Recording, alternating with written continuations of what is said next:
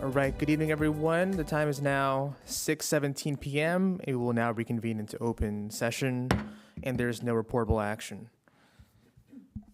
Next item we have is item number 6, citizens to be heard. City Clerk, any public speakers? If you can allow me a moment to just check online. Looks like we have nobody here in person to speak.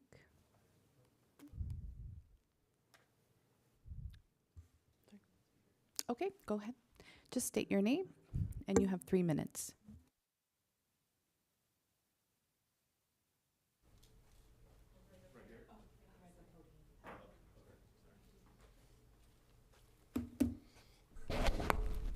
Hi, my name is Dan O'Shea. I'm a retired teacher from Pinole Valley High School. We're hosting an event here in Pinole. We were calling it the Wall of Fame Committee that I belong to. And we hosted this several times in the past, but it's been 13 years since we did the last one. I'm here tonight to ask that we get Pinole Cable TV to come in and film the event for us like they did in the past. So I know this is something that I know there's some costs and so forth, but I think this is an event that people in Pinole would love to be a part of because it tells the history that we had of the great athletes that have come through Pinole Valley High School. So I'm here tonight to just speak my mind and ask if there's a possibility we could get this done. I'd really appreciate it. Thank you very much. Thanks so much for being here and for your work with the high school. And you fill out the card with your contact info as well? Okay, I'll be following up with you personally. Okay, thank you very much. Thanks so much for being here. Can I ask a question? Sure. Mr. O'Shea, hi, thanks for being here. Can you tell us where people can get tickets? I already got my 3. Okay. For other folks? Yeah, we have a flyer out, and we had a problem with the QR code, I guess, but it's now updated. But yes, you could contact me. I could send the information out or whoever, or through the high school. Miss Tiffany Valdehueza, who's the current athletic director at the high school, is currently on the committee, and she could help with any issues. Okay? Thanks. Can I ask one more question? Sure. Who's being honored this year? Okay, we have 12 athletes who are being inducted, and we have 3 coaches, 2 who have passed away and 1 who's currently still living that we're honoring.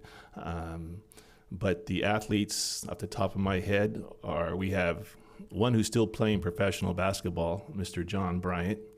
We have a McDonald's All-American, Denisha Stallworth. We have a USA swimming legend, basically coach, Ron Hadry. We have several baseball players, Severson, Marinero, off the top of my head, Anthony Green for football, just a variety of different athletes from different sports that we're trying to honor. And because they tore the school down, I'm just a little more history. We had an issue because they tore the school down. We lost a lot of our stuff.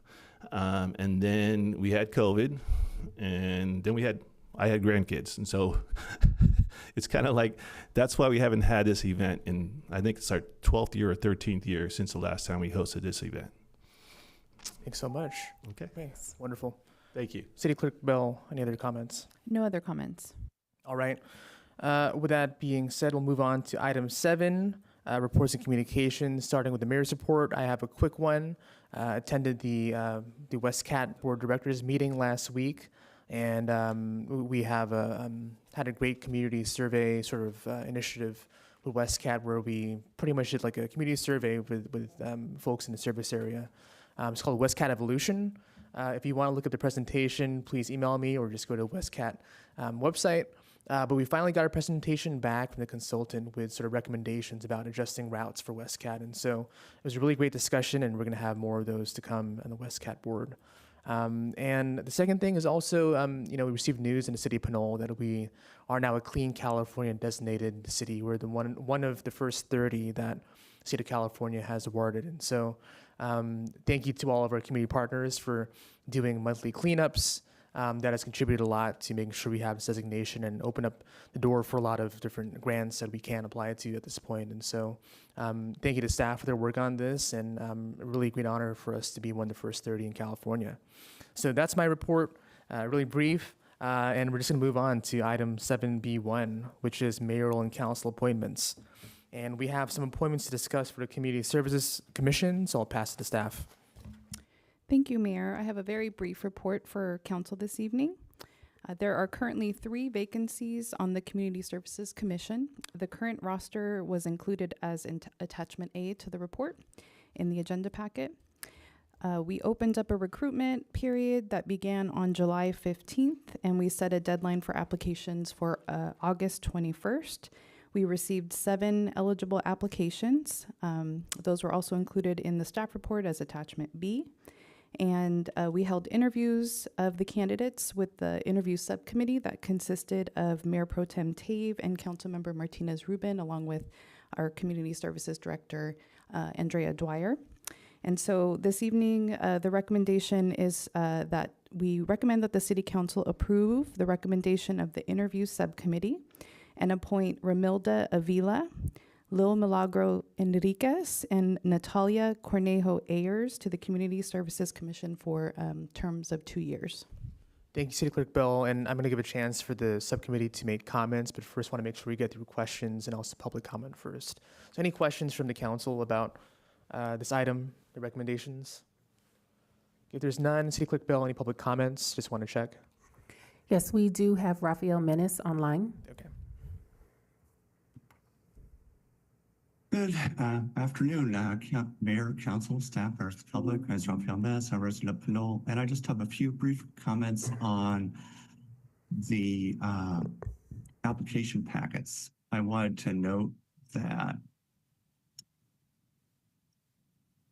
I think the application for Lil Milagro Henriquez had a few parts that seemed like they were just missing from it, but what was there seemed like it was very well written, and that the resume on, I believe it was pages 39 for Ramilda Avila was very impressive. I don't think I've seen an application to the city's committees of that level of professionalism previously. And that's all my comments on this item. Thank you. Thank you. City Clerk, any other comments? There are no more public comments. Thank you. So we'll bring it back to council for any comments and open it up, of course, to the subcommittee to make any comments if you want to. All right, seeing there's no. I'm ready to make a motion. Okay. I make a motion that we accept the recommendation of the subcommittee and select the 3 individuals that were listed. I'll second. Thank you. Any comments on that, on the motion? Mayor Pro Tem, go ahead, please. Yeah, I just wanted to say thank you to all the candidates who applied and taking their time in interviewing. I do want to say that we did have a lot of strong candidates. I think there were 7 people interested in this community, or in the community services group, and really strong candidates with really good the background and professional experience. So I just want to encourage those that may have not been selected that we do have other committees, and to keep an eye out because your contributions are very much welcome. And if you do see anything that you want to comment on, please come down to City Hall. Make sure that you stay engaged as much as you can. And as committees open, please feel free to apply. I think we had a really great pool and was really impressive. So Thank you. Councilor Martinez Rubin, did you raise your hand? Or? No, I did not raise my hand, but I'll comment. Thank you. No, it was a pleasure to be part of the interview panel, and pleased to see the level of commitment that the candidates that we've selected have had prior to their interest in being involved with the city. And I look forward to their contributions to the city as volunteers, and as well with the enthusiasm and the I'm trying to think of another adjective that just sums up what a wonderful experience it was just to read what they have done. And looking forward to a new dynamic among the commissioners that will inspire us all. Thank you. Thank you, Counselor. And echoing those comments, and yeah, just thank you both for your work on the interview committee. I've been on there before, and so I know really packing in those interviews is a lot of time and commitment, so appreciate the recommendations. And so there is a motion and second. City Clerk Bell, please call roll. Thank you. Councilmember Toms? Yes. Councilmember Murphy? Yes. Councilmember Martinez Rubin? Yes. Mayor Pro Tem Tave? Yes. Mayor Sasai? Yes. Motion carries. Thank you. Any other comments or motions on this item? If not, we're going to move on to item 7C, which is City Council Committee Reports and Communications. We'll start with Mayor Pro Tem Dave. Yeah, so football season is in full effect at Pinole Valley. Had a chance to go to one of the games, so just want to encourage the community to go out. It's really good games. They had this little snack bar. It was great for the kids. So if you get a chance to get to a home game, it's actually, they're doing very well and playing really good games out there. So just want to give a shout out to them and to the program. I did want to bring up a couple things I've been hearing in the community about the band. I'm not sure if other council members have heard that. I guess there's some funding issues with the school district and the band program. So I just want to encourage everybody to reach out to Jamila Smith-Foles, who is our district representative, to just have the conversation, as well as if there are any opportunities to partner with the school district to keep the music programs running. Maybe that's something that we could approach the city about to explore. But that was something in the community that I think people were having the questions about. So I just wanted to make sure in the public forum, we talk a little bit about some of the stuff that we're hearing. At the same time, there was a few issues at the soccer field, so about restrooms and people having the ability to get to the new, to get to the other one. So there were some issues about like elderly getting over to the bathroom. So I'm wondering if there's something we could explore as a city to have those porta potties or something at that, well, at least during the game times, because there's about 400 something people, 500 people, and I spoke with the city manager about it. So I think there's something that might be able to happen there, just so that we make sure that the soccer field is utilized well. And I think we had some solutions that we talked about briefly, but if that's something that can be put together or brought to your guys' attention. And the reason I'm bringing it up is that, other council members are probably hearing the same things. We could have a discussion openly about it. I think that so far everything's been running really smooth. I'm really excited about some of the programs that are coming out. I know we talked a little bit about the art walk. I'm a little bit, I got the delayed work, but a lot of people want more of that. So that's also something that I think we could try to do more of. But community members have definitely been coming up, are really excited about that. One thing that was mentioned was whether we did like the chalk walk. I don't know, where you do like they do murals on the sidewalk, some of the artists. So it's just another idea that might be out there to kind of enhance the program a little bit more. But everybody's really excited about that one. So, and I know it came up before. It's just the reaction was a little bit delayed for me because a lot of people started coming up afterwards. So, but yeah, that's pretty much all I have to report. Thank you. Thanks, Mayor Pro Tem. We'll go to Councilor Martinez Rubin. Thank you, Mayor Sasai. Since we last met, I also attended the WestCat board meeting this past week and had the pleasure as well to hear some of the findings from the, not only the survey, but as well open houses and other means of input that the Ronnie Kraft, the consultant to WestCat, has facilitated over several months, all in the interest to have more efficient operations as well as more responsive operations that WestCat can provide given the level of funding that is available and with a lot of uncertainty about transportation funding.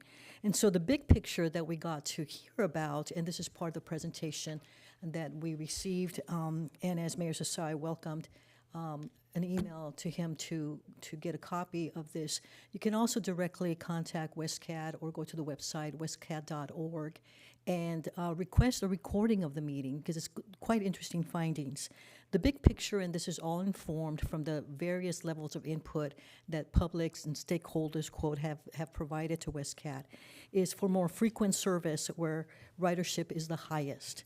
We expanded weekend access for essential trips, that includes Sunday on some of the routes, faster, more reliable local routes, such as streamlining line 15 and 16, and better local and regional connections, particularly because WestCat serves our area and our residents to connect to BART. So more to be learned as the consultant provides additional information and incorporates the board's feedback given to her this past week into another service scenario, which is what she presented during the board meeting. There will be continual seeking feedback from the public and more information about Dial-A-Ride and what's considered microtransit and school service, as well as how WestCat plans to inform the public of any forthcoming changes, whether they be in the routes or otherwise. So very interesting information, and good to see months worth of work and input, again, from different individuals over time to prepare what are, at this point, are just presentations. The board did not make any decisions, but we will be hearing more about findings in future meetings.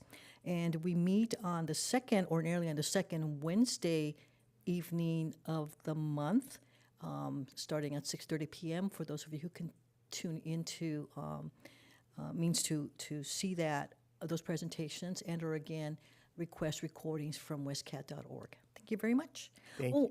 If I may, one of the things that we were reminded of, and I brought my drink cup to remind me, at the last meeting, Council Member Murphy announced, and I'll echo here, that the Lynx line, the bus that runs from Hercules into San Francisco, from one hub to another, the transportation hubs, is offering free service between now and the 20th, I believe, of the month. Is it 20th, 29th? Pardon me, I should have made a note of that. But as of now, free service on the Lynx bus, so that you can get the treat of being transported, possibly even on one of the double deckers from Hercules to San Francisco and back. That's it. Thank you. Thank you, Councilor Murphy. Yes, thank you, Mayor. Wanted to thank Fiona Epps and you, Mayor. Thank you for the joint meeting we had at the Memorials Committee. We did continue discussions on how best to honor and preserve the legacy of some important individuals here in Pinole.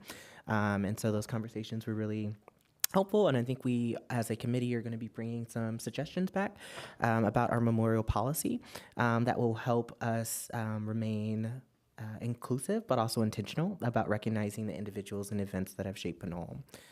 Last week, I also, I guess 2 weeks ago, I made an announcement about the WCC USD community listening sessions. Our new superintendent, as well as each board member, have worked together to essentially establish a listening session in each ward.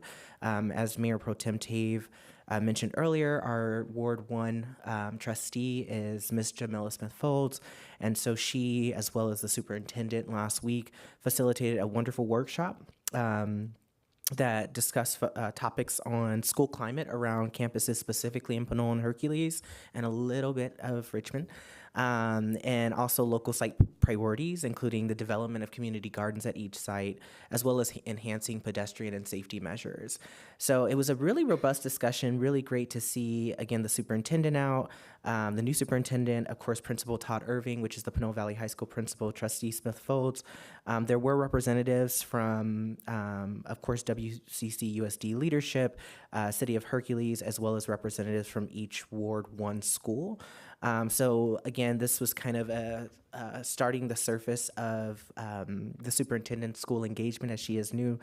She wants to continue to highlight the maintaining of strong city and school partnerships, and of course ensuring that our families remain safe, supportive, and enriching learning environments for our students. So again, great community listening session. I look forward to others. And again, thank you to our district for putting those together. And last but not least, last week I did attend on September 11th the firefighter memorial ceremony at the Contra Costa Fire Protection District's Clayton Fire Station. The gathering honored the bravery, sacrifice, and service of firefighters past and present. And it definitely was a good and beautiful moment of remembrance, not just for those who gave their lives in the line of duty, but also for the resiliency and unity of our community on that important day of reflection. So thank you so much for putting that together. It was a wonderful ceremony. And I do want to just make a note just around, again, constructive feedback and communication. I know a lot of folks in the community are obviously always giving, staff and our council feedback, and I think it's really important that we continue to value that collaboration here on this council. If we do, have a piece of feedback to share, we continue to do it. I do recognize that sometimes that's overlooked in the fast-pacedness of I guess, government, but there is always opportunities for folks to continue to communicate with us as council members. If you're having any issues in the community, we would like to respond to you. So I just wanted to share that because I do know that sometimes in the midst of all of what's going on in the world right now, things fall through the crack and folks get overlooked. But I would say I was elected to serve you all, the people of Pinole. And so again, I'd really appreciate if folks hold ourselves accountable to follow through on those opportunities. In the same way we, work to celebrate the achievements, we are also working through the tough issues, but we do want to remain on the same page. So just wanted to note that, and have a great September, everybody. Thank you, Councilmember Toms. Yes, thank you. Last week, I attended the mayor's conference, and we had a presentation from Bike East Bay, where they talked about their programming and their education advocacy and so on. They have reached out to us that attended and asked for opportunities to do education. So whether it's perhaps bike rodeo or, some other education that they can do, we have contacts for that. At the same meeting, I was selected as one of 3 of the Mayor's Conference designees for the East Bay Communication System, JPA. I'd previously served as an alternate, so now I'm a full representative there. Yesterday, I attended the Ellerhorst Elementary School Student Council election speeches, and I was able to meet those that are, running for the offices and provide comments to them. I also wanted to note that, expanding on the art walk, there's interest in, doing pop-up. There's an event called Street Eats that's going to be a pop-up in downtown Pinole on September 26th, October 10th, and October 24th. Those are Friday evenings from 5 to 8. And that's the end of my report. Thank you. Now we'll go on to item 7D, which is council requests for future agenda items. Do we have any from the council? All right. Did you have one? No, I don't, but just very quickly, the dates for the links, just for the record and also for the public. And pardon me, earlier, I had 2 numbers in mind, the 20th and the 29th. It's celebrating 20 years of links service, but the free service on the links runs through September 29th. Thank you. Thank you for that. All right. Did you have a... No, You no. didn't have... Okay. Gotcha. Well, I do have a request, and it's a proclamation acknowledging a local restaurant that I know we all love, which is Thai Spice. And I learned that they're celebrating their 25th anniversary as a Pinole business this year, so would absolutely love for them to come down to council chambers and be awarded a proclamation for that. I'll second. All right, thank you. We have a second. All right, City Clerk Bell. Councilmember Toms. Yes. Councilmember Murphy. Of course. Councilmember Martinez Rubin. Yes. Mayor Pro Tem Tave. Yes. Mayor Sasai. Yes. Motion carries. Thank you. All right, thank you. We'll proceed to item 7E, which is City Manager's Report. All right, thank you. Good evening. So I do have a few, so bear with me. The coastal cleanup is this Saturday on September 20th, and I want to say thank you to staff as well as the Friends of Pinole Creek Watershed for putting this together. I know it's a lot of work, so thank you to everybody. Hope to see many of you there. The Pinole Staff and Community Blood Drive is this Thursday at the Pinole Youth Center, and we met 100% of our sign-up goals, so thank you to all who are participating, and I want to give kudos to our city clerk for putting this together as well. I have my next coffee with the city manager on September 26th from 8:30 to 9:30 here at City Hall. I really hope to see many people there, so feel free to stop by and ask any questions or discuss any topics. And then please do come back for the first Pinole Street Eats that Councilmember Toms mentioned that will be over in downtown Old Town Pinole. Our 24-hour drive-through walk-up ballot box is going to be located outside of City Hall. Will be opened on October 3rd for the California special election on November 4th. Mail-in ballots will be mailed to all California voters that same week. And if you have any questions, please contact the city clerk. The Pinole Police Department is supporting the Special Olympics Bike the Bridges event on Saturday, October 4th, and Officer Witchy is looking for volunteers to assist with this event. If any of you are interested, please reach out and email Officer Witchy. We also have our Halloween National Night Out event on Tuesday, October 7th from 5 to 8 p.m. It will be located at Fernandez Park. This has been a big undertaking, so kudos to everybody who's been involved. And on that note, Officer Lewis is looking for volunteers to assist with setup on October 7th and individuals to serve as scarers in the haunted house. I am volunteering my 14-year-old, but also if there's any other interested persons, please email Officer Lewis. Also, PCTV will have a booth at National Night Out, so if you'd like to learn more about PCTV, please stop by there as well. And then we have our floating pumpkin patch, and yes, I have been told pumpkins do float. And that's going to be on Saturday, October 18th, and it has officially sold out. So kudos to Community Services, but please sign up for a wait list online at pinole.rec.com, and if we are able to secure possible donations, we will expand our capacity. We also have our dumpster day coming up on October 24th, so mark your calendars for that.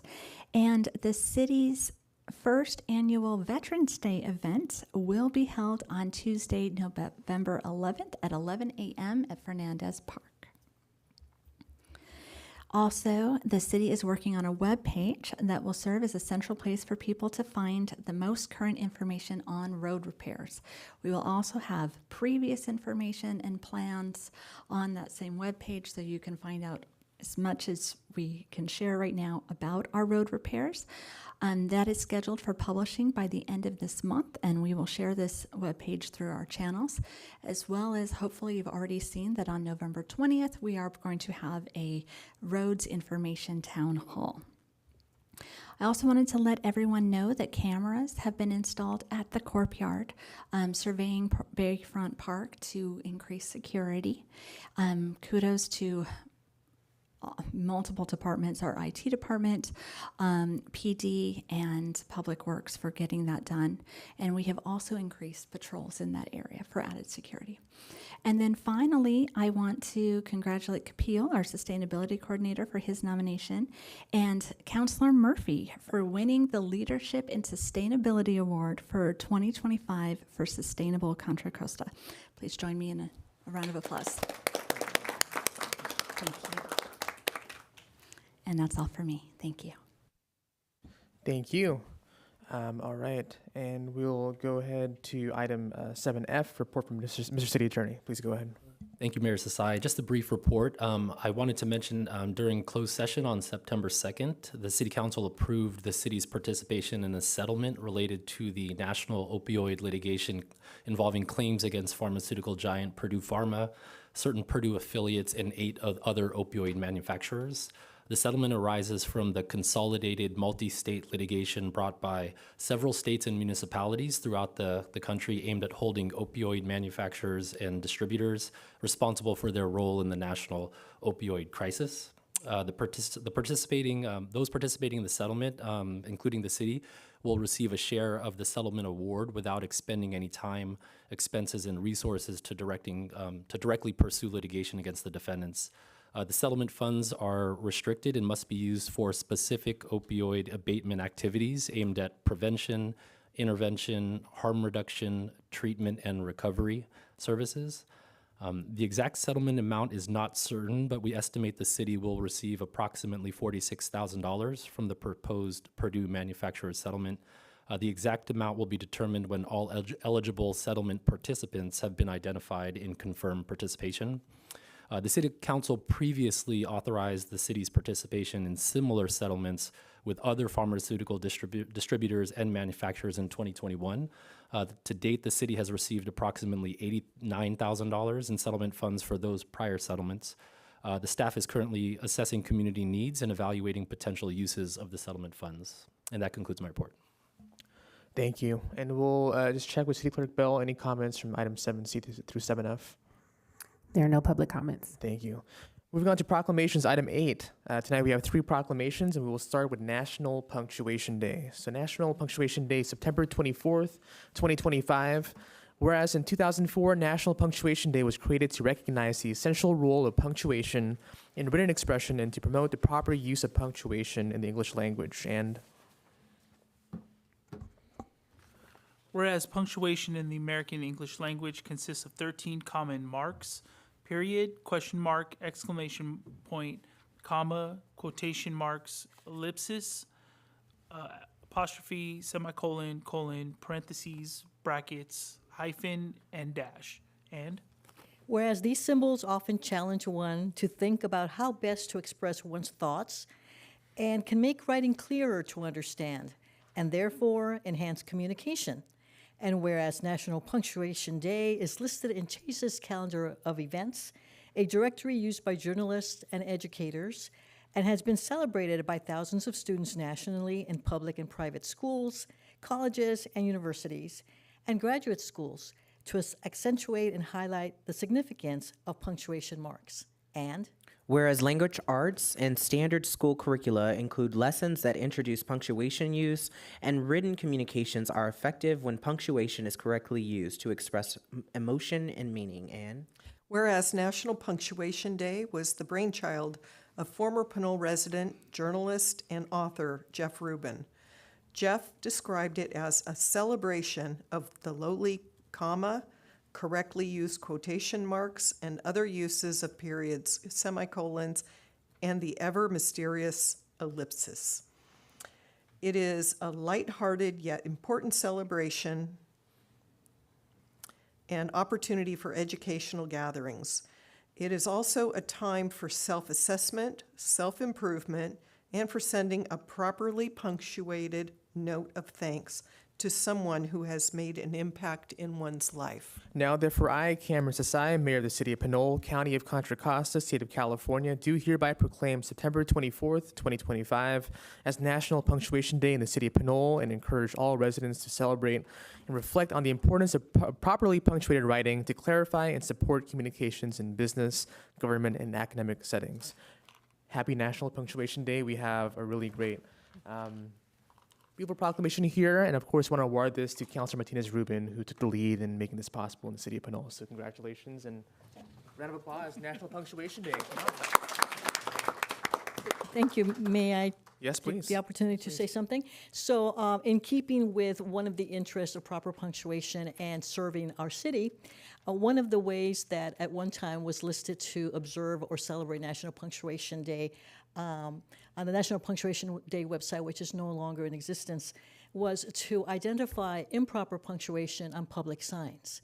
And so my request to the public, and any one of us really, is if we should see something that is mispunctuated, to bring the attention to our city, because we don't want to create havoc when some things might need to be plural when they're really singular, et cetera. So lightheartedly, but also importantly, to recognize that there is some practical use for proper punctuation. So keep punctuating, and not to be confused, but also important, not to be confused with punctuality, which is also a lesson that I understand people learn when they think about punctuation. They say, oh, yes, I like to be on time. It's like, okay, well, that's good that you're punctual, but we're also here talking about punctuation. Thank you very much. Mm-hmm. What's your favorite punctuation, Mark? The tell us. ellipsis. Well, actually, I have two, the ellipsis and the semicolon. Because it looks interesting. Very good. Thank Very you. impressive. Next, we're going to go on to Fire Prevention Week, which is October 5 through 11, 2025. Whereas fire is a serious public safety concern both locally and nationally, and homes are the location where people are at greatest risk from fire. And whereas most of the electronics in our homes, smartphones, tablets, power and lawn tools, laptops, e-cigarettes, headphones, and toys, to name just a few, are powered by lithium-ion batteries. And Whereas the 2025 Fire Prevention Week theme, Charge into Fire Safety, lithium-ion batteries in your home, which works to educate everyone about using these batteries safely. And whereas the campaign stresses how important it is to buy, charge, and recycle safely when it comes to lithium-ion batteries. And Whereas making sure the public knows how to handle them safely is critical to maximizing the potential risks they present. And whereas when buying a product that uses a lithium-ion battery, take time to research it.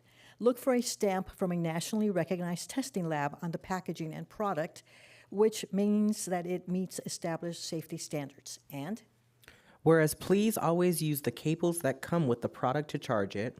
Also, please charge the device in accordance with the manufacturer's instructions.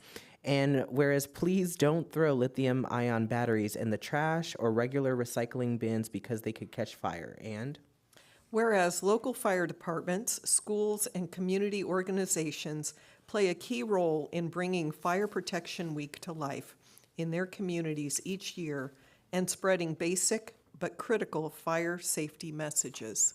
now, therefore, I, Cameron Sasaya, Mayor of the City of Pinole, County of Contra Costa, State of California, on behalf of the Pinole City Council, do hereby proclaim October 5 through 11, 2025 as Fire Prevention Week in the City of Pinole, and urge all the citizens to educate yourselves about the risk of home fires and ways to minimize them. So happy Fire Prevention Week.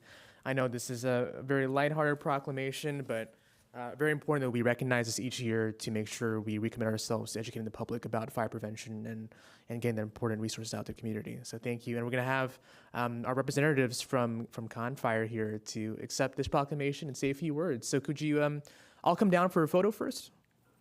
Great.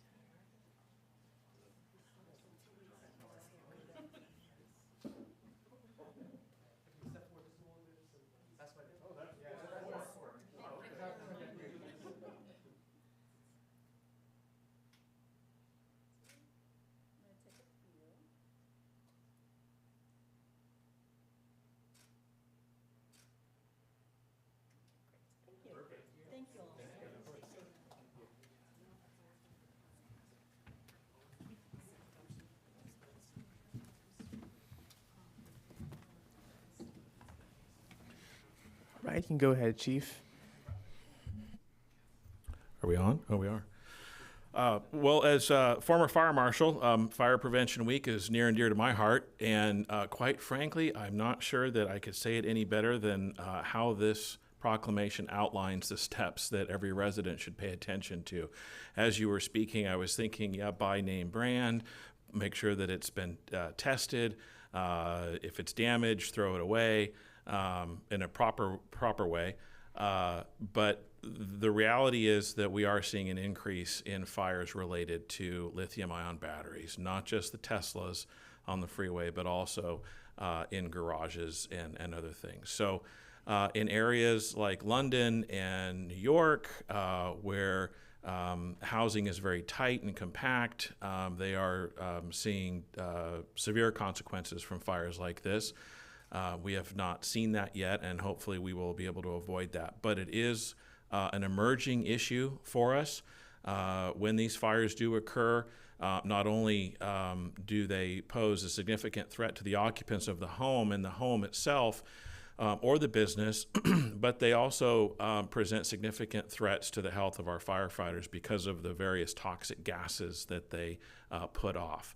And unfortunately, that's not just during the fire, but hours after the fire, during the overhaul phase, when it looks clear, they can be putting off some really toxic chemicals that we're just now starting to understand. So we have some folks that are dedicated to this that work on statewide task forces.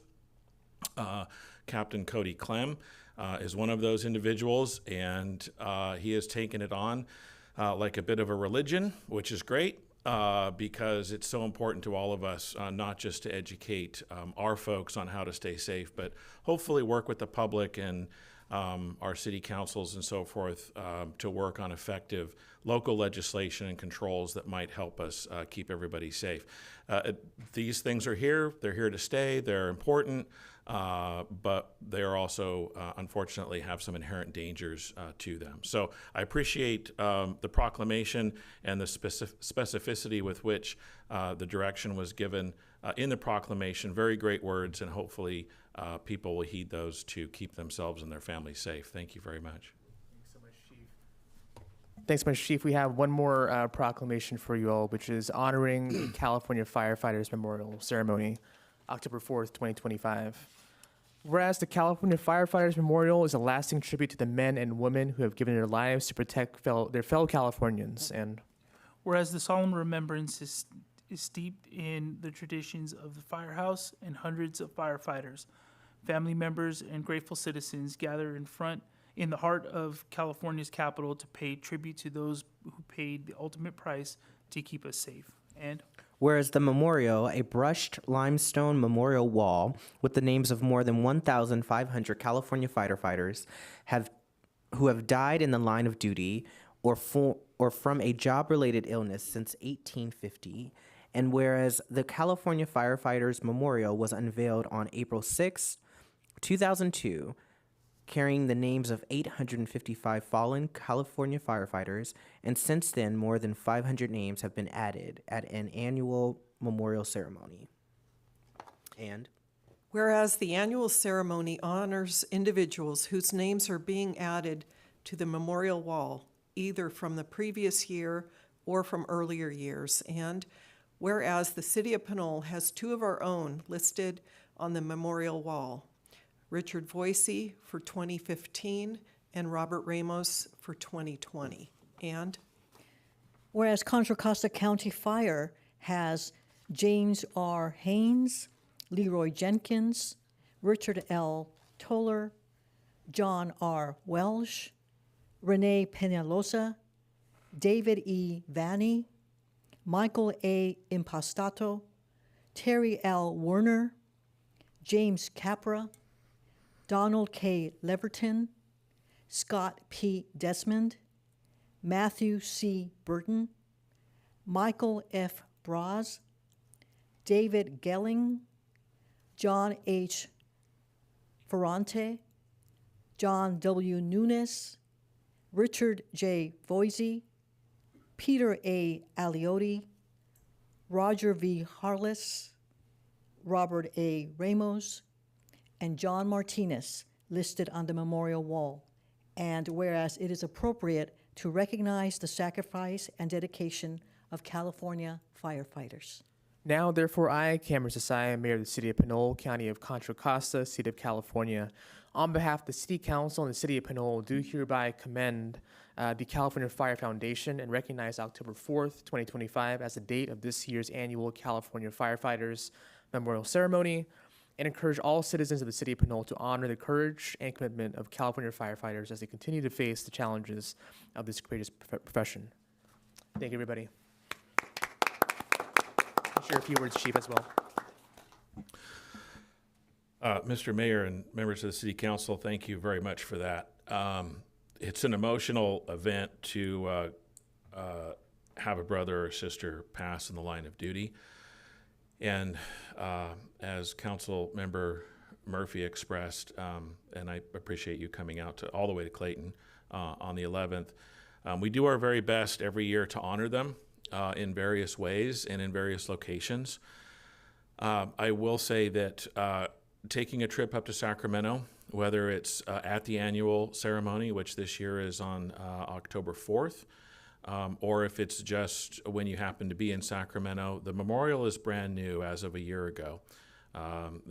Unfortunately, had to be expanded for obvious reasons. It's on the east side of the Capitol. It is very stirring, it is very moving, it is very appropriate. And every name that's on that wall represents somebody who gave their life in service, whether through a line of duty death on a fire scene at an incident, or because they succumbed to the number one killer of firefighters, which is cancer. Last year we were there as a very large group because a 35-year-old firefighter, John Martinez, had passed away the November prior and was being honored. Thankfully, this year we have no names to add to the wall. However, if you do get the chance, it is worth taking some time to walk through the memorial. It is, like I said, quite moving and very poignant. And on a nice day, it's a very nice place to spend some time and just reflect. So thank you very much on behalf of all the men and women of Con Fire, on behalf of all of the current and former members of the Pinole Fire Department. I humbly accept the proclamation and would like to also invite Station 73, your fire crew from next door, Captain Dorsey and his crew, as well as Chief Jim Brooks, Pinole Valley High alum, Pinole resident, a longtime Pinole Fire Department member, to come down and accept this proclamation on behalf of all of our brothers and sisters. Thank you. Thanks so much, Chief. And we'd love for the City Council as well to come down and join us.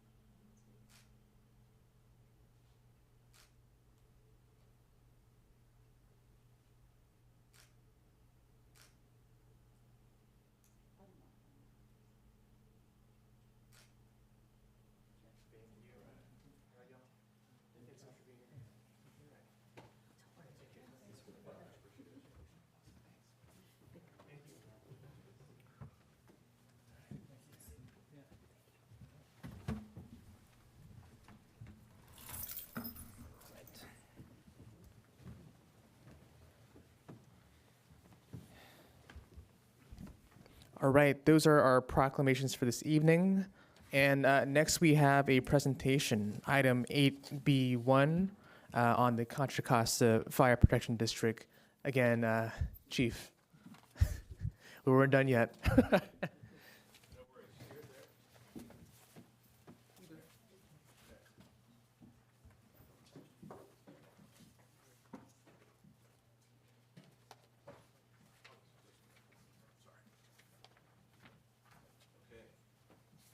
All right, here we go. All right. Well, Mr. Mayor, members of the City Council, Madam City Manager, it's a pleasure to be here tonight. I think this might be 5 or 6 months since I was here before. And here to give you a little bit of a overview of the last 6 months. Probably going to look a little bit deeper than that. For just a brief overview of what's going on here in the city of Pinole in relation to the services provided by the fire district. So next slide, or is this me?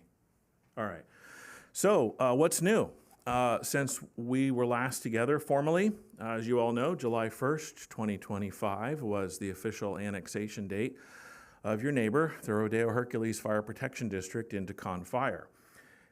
So what that does for us after many, many years is puts our Battalion 7 under one roof, one structure, and creates increased efficiency, firefighter safety, and fiscal sustainability for the fire, rescue, and EMS operations here in West County. So it's been 2.5 months. It's been fairly seamless.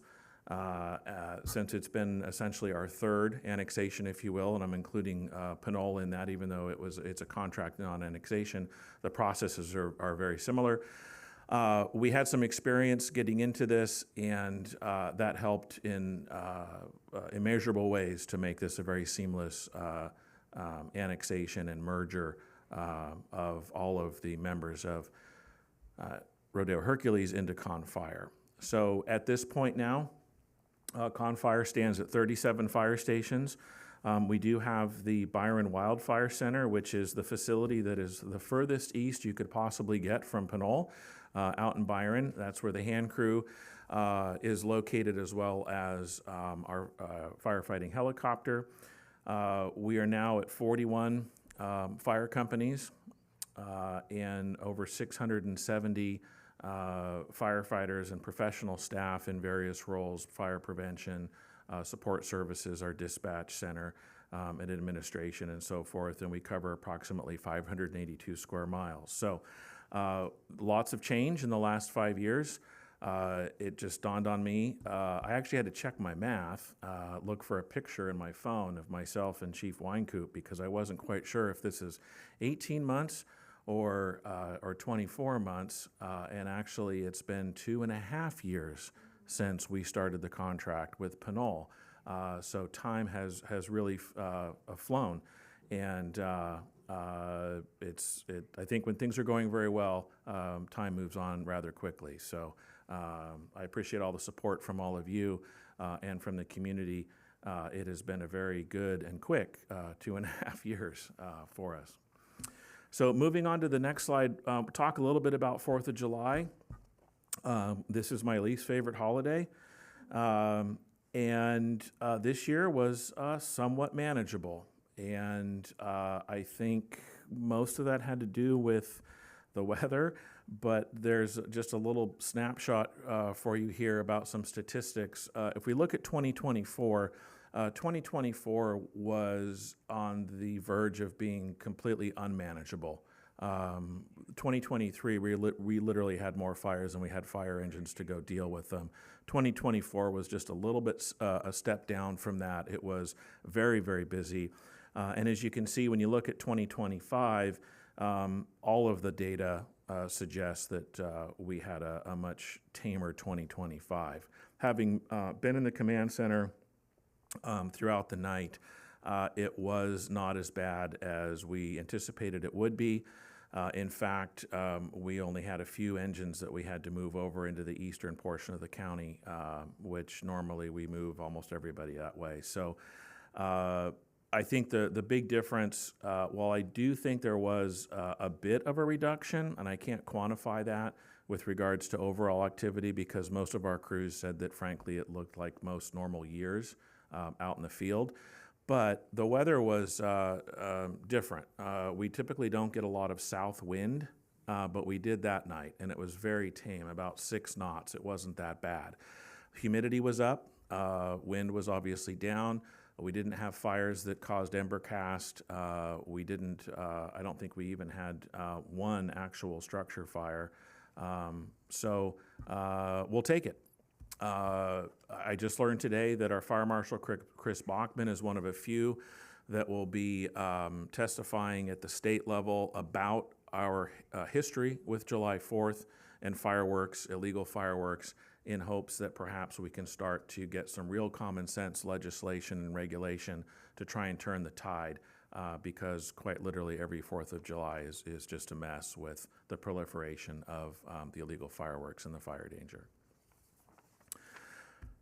So continuing on with some new acquisitions and some new service delivery capabilities. This year was our first full fire season to put Copter 1 in service. And so there's a picture there of Copter 1. It's a contracted ship from a firm in Washington. It's capable of providing a 300-gallon drop out of a tank, not necessarily a suspended bucket. So there's more accuracy, more safety. In this picture, you'll see what looks like an umbilical coming off of the bottom of the helicopter. That's actually a snorkel that allows it to suck water out of any body of water, a tank, a pond, a pool, up into its tank, as opposed to dropping a bucket into a body of water, having the bucket filled up, and then taking off. What it's actually filling out of is called a helipod. And the helipod is something that has gained traction in Southern California. There are 12 helipods in Northern California. Confire has 6 of them. These are just under 4,000 gallons of water. The manufacturer doesn't like me saying this, but essentially they look like a 20-yard dumpster, but they are an engineered product, so they're a little bit fancier than that. And we have 3 of these pods placed in strategic locations where there are no other bodies of water, no other year-round ponds, or they're some distance away from the bay or a river or a lake. So the helipods, one is located out in Byron at the Wildfire Center. That's the picture you can see. One is at the Marsh Creek Detention Facility off of Marsh Creek Road. And one is located in Rodeo off of Highway 4 at the old, I think it's the Coke facility for Phillips 66. So we're looking to place 3 others and working with the various communities as well as property owners. But the whole design of this is to try and reduce the response time once a helicopter gets on station, to be able to reduce the amount of time it takes to go get water and come back to the fire. More drops, quicker drops, as opposed to having to go a farther distance. Just a little bit about the helicopter. We have it contracted through the end of October. It's a $2 million cost to the district, with half of that being supplemented by PG&E, so we're very thankful for that. And it has been a bit of a game changer, as you can see. Just in 2 months, over almost 55,000 gallons of water were dropped. On the next slide, we don't have a big red bow to put on one of these, but one of these Type 6 engines is coming to Pinole. We ordered these engines shortly after the contract started with Pinole, and one of our commitments was to refresh the fleet. And your Type 6 engine that the Pinole Fire Department carried over to Confire was over 20 years old, so we knew right away that we wanted and needed to replace that. So one of these Type 6s will be coming to Pinole. I'm told that they are in Sacramento at Golden State Fire Apparatus, which is our dealer. So they are hopefully just a couple of weeks away from being delivered to our apparatus shop, and then hopefully a short time thereafter to either Station 73 or Station 74.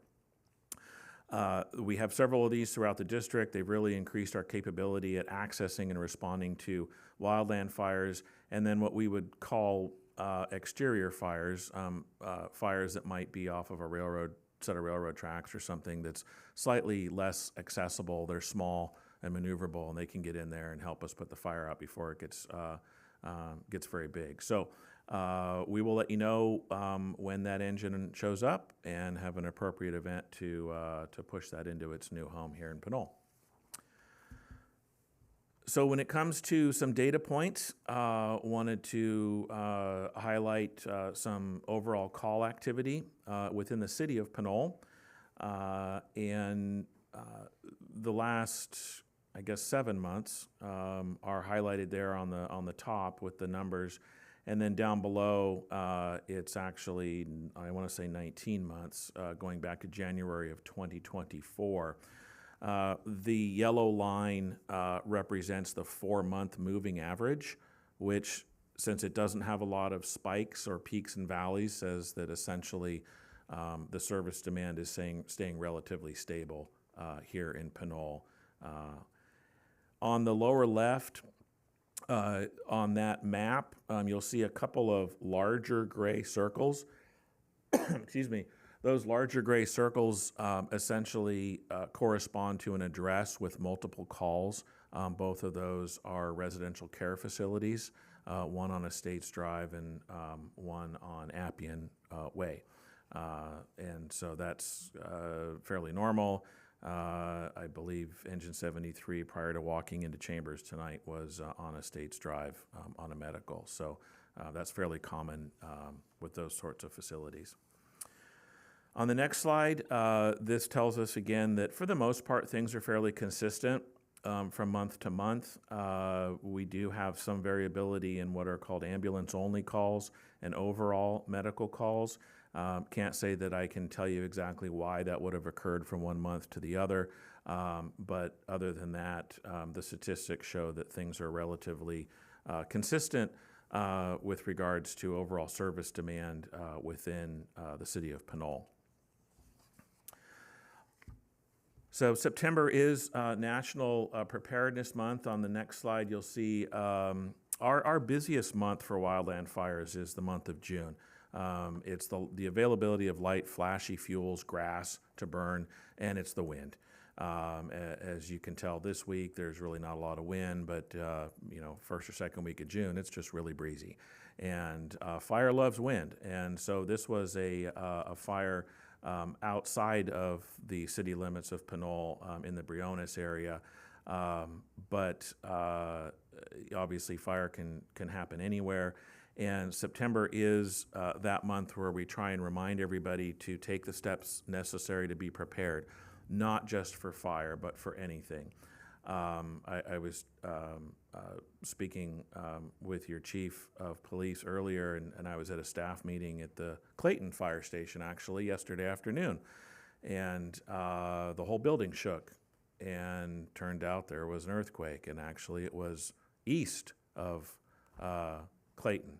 I'm not sure if they even identified if it was on a fault or not, but the point is those things can happen at any time, so it's not just about being prepared for fire, but it's also being prepared for other disasters, man-made or otherwise. We preach signing up for CWS alerts, very, very easy. So for everybody who's here in the audience as well as those at home, please take action and sign up at cwsalerts.com. That is the countywide consistent messaging platform that we use to inform people on when and where to go if there is a call to evacuate. So on the very last slide, we have our Facebook, our Instagram, and our email to our PIO. Instagram's a great way to follow us. There's some great content there, not just incident-based content, but also just some good news stories and what's going on in the district.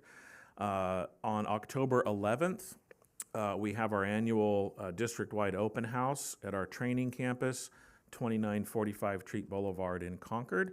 All are welcome. Should be a really good day. I think we're actually doing a pancake breakfast to kick it off. So, so please join us if you can. And I am available to try and answer any questions that you might have. Thanks for your presentation, Chief. Questions from council? Any questions from council? Councilmember Thomas? Yeah, I just have a question regarding car accidents and responses. Does Confire go after insurance companies to try to recoup some of the cost of those calls? Across the board, we don't. In a case where it's a known DUI or something like that, we might. We have the ability to do that. But as far as a systemic process, we don't. Okay, thank you. You're welcome. Right. Other questions, Mayor Pro Tem? Thank you, Chief, for the presentation. Last time we talked, I know that there was we were just coming off of the Eaton fire, and there was a discussion that you mentioned that might be happening at the state about standards for homes and those standards changing a bit.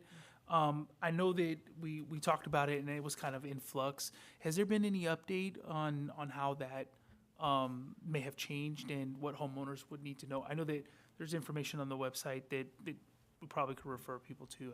We talked about it before. I'm just trying to.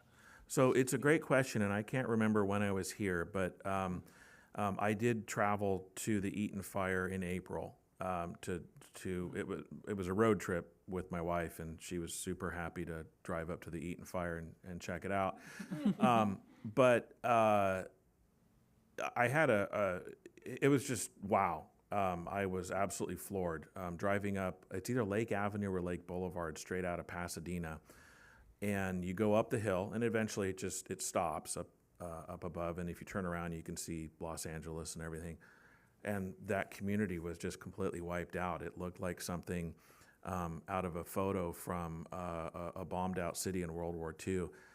Some of the images for me that stood out was a church. I imagine it was a very large Spanish-style church, and all that was left of it was the front facade and the front door. Everything else was gone. And banks were gone, Taco Bell's gone. I mean, all these commercial occupancies, which you don't really equate to in a more or less urban environment. But the wind and the ember cast really enabled the fire to just destroy whatever it wanted to. And it wasn't the giant flaming front. That wasn't it. You know, that moved through relatively quickly. It was everything that happened afterwards. It was that what I call snowfall from hell, which you've seen pictures of, the ember cast, the thousands of these hot embers moving completely horizontal, because of the wind. And they get lodged in targets of opportunity. They get into attics. They get into eave structures. They get under decks. They get into this, that, or the other thing. And eventually, whatever that is, catches fire and then it gets a house going, which then produces even more embers, which then, it just keeps on multiplying. So there were two success stories. One, because this house was brand new, and it had been built to all of the current standards of what currently is called Chapter 7A of the California Building Code. That's going to be changing to something different here in January. But essentially, it had the equivalent of the Zone 0 and the home hardening because it was brand new. Across the street and down about a block was a smaller home. I would imagine it was probably built in the 50s, maybe early 60s. Not very large. And if it was your neighbor, you might have been a little bit irritated because this person decided to landscape their entire yard in concrete. So it didn't look all that favorable. It had 3 pine trees or ponderosa pines in the front yard. That house escaped without a scratch because essentially it had Zone 0, probably not because of the reasons to have Zone 0, just because it was probably a decision made long ago to just concrete the front yard and the side yard. Everything around those 2 homes, it was just gone, absolutely gone. So I think rightfully so, the governor put out an executive order to the State Board of Forestry to get something figured out with regards to new regulations in Zone 0 and home hardening. On the 18th, I think that's Thursday, I don't think it's the last meeting, but it's the next meeting of the State Board of Forestry to talk about where they are in their deliberation process for putting together this package of regulations. As a fire chief, I'm very hopeful that they actually will do what they were asked and directed to do, which is to put together a package of, while not very, what would I say? I don't know what the, not very enjoyable, not very tasteful regulations. They're necessary. My analogy is there's some cough medicine out there that I think tastes absolutely horrible, but it works. And to some extent, some of these regulations are going to kind of fall into that category. The prescription is Zone 0, defensible space, and home hardening. I've spent the last 9 months traveling across the country, being on different webinars, trying to get myself educated on these matters. And another anecdote that somebody from the science community put out there was, if you're riding a motorcycle and you put a headband on and you expect that to provide the same kind of protection that a helmet would be, that's kind of the same thing with regards to Zone 0 and defensible space. It's an all or nothing proposition. So the other element of this is that really smart people have done a lot of testing, and they've figured out that if 80% of the community doesn't actually adhere to all of these things, it's as if that community didn't do anything. You could have your house completely and totally on board, 100%, but if your neighbor doesn't, that's going to present a challenge to your house. What I've been telling the public, and I was asked to come to a town hall with Congressman DeSaulnier Saturday afternoon in Orinda, and what I told the 100 or so folks that were in attendance there is that your home has to stand on its own. It has to be a fortress against ember cast, and it has to do it without firefighter intervention. There are way too many homes and not enough engine companies to put an engine at every single home. And that was true in Eaton and in Palisades and so many other fires that have occurred across this country, if not this state. So it's going to take responsibility and accountability. It is, like I said, not going to be an easy pill to swallow. There are fiscal issues there, I think, for certain homeowners. We are doing what we can to offer some grants and some opportunities for assistance for low-income households so that they can participate and try and adhere to these things. We often get questions about, will this solve the insurance quagmire that's out there? And I really don't know if it will. I think things like Firewise communities will give you a discount. And perhaps these will at least enable homes to be insured as opposed to be canceled. But what we do know, and the science has been very clear, that if we take these steps and we follow them through from start to finish, and we do the defensible space in the traditional sense, we do the Zone 0 and clear anything combustible within 5 feet of the around our homes, and we do the home hardening so that embers cannot get into our attics, can't get under our decks and so forth, then regardless of the insurance issue, the home has a very, very high likelihood of surviving a wind-driven ember cast event. Chief, thank you for that, and thank you for being thorough. I know that there's been some time, but as people can imagine, this takes a lot of time to make sure we get the answers, correct or most correct in this case. So thank you again, and thank you for your service to the community. You're welcome. And I will just say, we're hoping that the State Board of Forestry gets something together, as they've said, that would be enforceable January 1st. I don't know that they're going to make that deadline. Thank you. Councilor Martinez-Rubin, did you have any questions? Councilor Murphy? No, I don't have any questions. I just say thank you. Thank you for the transparency of the data, too. It's really helpful. Thank you. Thank You're you. Chief, how can the city of Pinole be the best partner we can on issues of home hardening and these different things that you're mentioning in terms of educating the public about what they have to do? Well, we have a lot of resources with regards to information about what people should be doing. We don't have the ability to enforce much of this. because unless you're in a high fire hazard severity zone, then most of it's not enforceable. We're hoping that the new regulations will bring us all closer to being connected to what the insurance industry is requiring of people. And at that point, then I think the biggest thing we can do is educate people with the consistent information, the accurate information, and it's going to take all of us, the fire district and all of our city partners. So we're waiting with bated breath for that package to be finalized by the state so that we have something that we can all work from, the same sheet of music. Thank you. In the package of regulations you mentioned, those are it's a bill package to be introduced? Or is It's it actually more- regulatory, so it's not legislative, it's on the regulatory side. So it's being promulgated through the State Board of Forestry, and it'll follow that path, and hopefully, it'll be out shortly, either before or after the first of the year.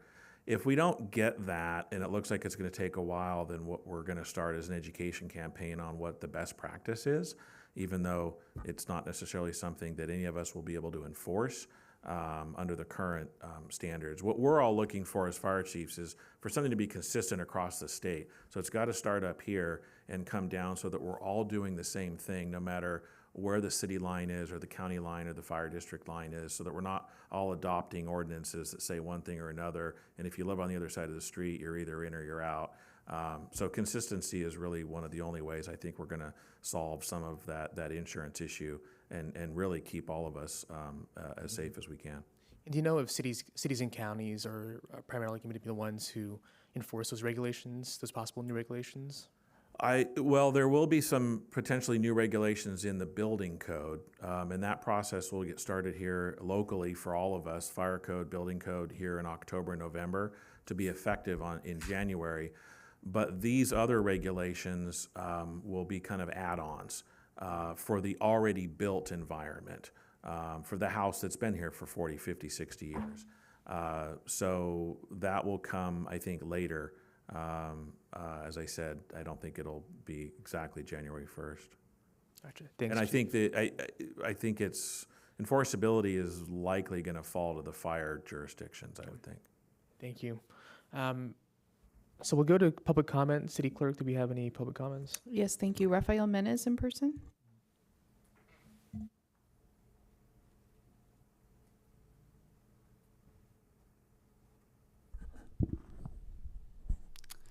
Good evening, Mayor, Council, staff, members of the public. My name is Rafael Mess. I'm a resident of Pinole, and I just have a couple of, one comment and one question for Chief Brochard here. First, when you did the cross comparison between, I think it was June and July, basically you had almost the same range on the x-axis for basically the number of events, but not quite. So the data looked slightly different between the two charts. In the future, could you maybe have it so it's the same x-axis so it's easier to make a direct one-to-one visual comparison? And secondly, this isn't directly linked to the presentation, but you mentioned stuff being enforceable in high, and I presume very high, fire hazard zones. Could you maybe discuss briefly why Pinole, pretty much all of Pinole, was shifted from the very high to the moderate fire hazard zone? Thank you. Thank you. I can respond to that if you That'd be want. great, yeah. Okay. First, we'll look into the data and how it's being presented for the next presentation. With regards to communities getting upgraded or downgraded, that is the CAL FIRE's methodology, and we've tried to sort of figure it out, and we can't. So I wish I could give you more, but they look at fire history. They look at newer modeling technology, and in some cases, their folks have determined that the risk is not as it was advertised prior, and in some cases, that means going up or going down. So we weren't allowed to opine on our opinion as to whether or not we agreed with it. So we didn't entertain that process, but that's the best I can give you on that. Thanks, Chief. No more public comment, City Clerk. We have Anthony Vosbrink online.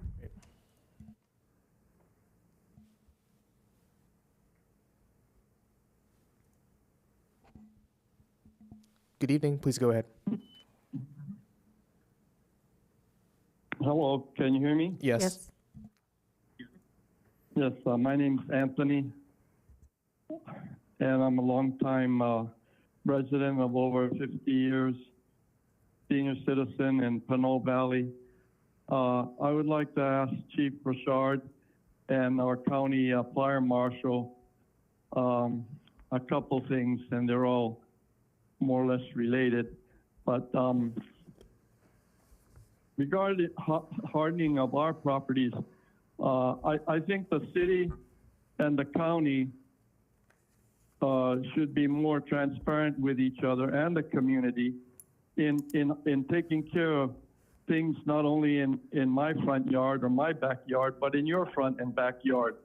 We have, over the past month, if not few years, we've had several issues by the senior community and other members in and around Pinole, whether it's Old Town or what have you, of very dangerous fire hazards that present themselves a severe public safety issue. Case in point, the Pinole Creek restaurant in downtown Pinole, down from Fire Station 73 and down from the City Hall, right in the center of town. People have driven by and made comments to several members of the Pinole City staff, City Council, Fire Department members, and they seem to drive by with a blind eye. Finally, it took me and several other members of the senior community, including one of the commissioners, to push the envelope with the city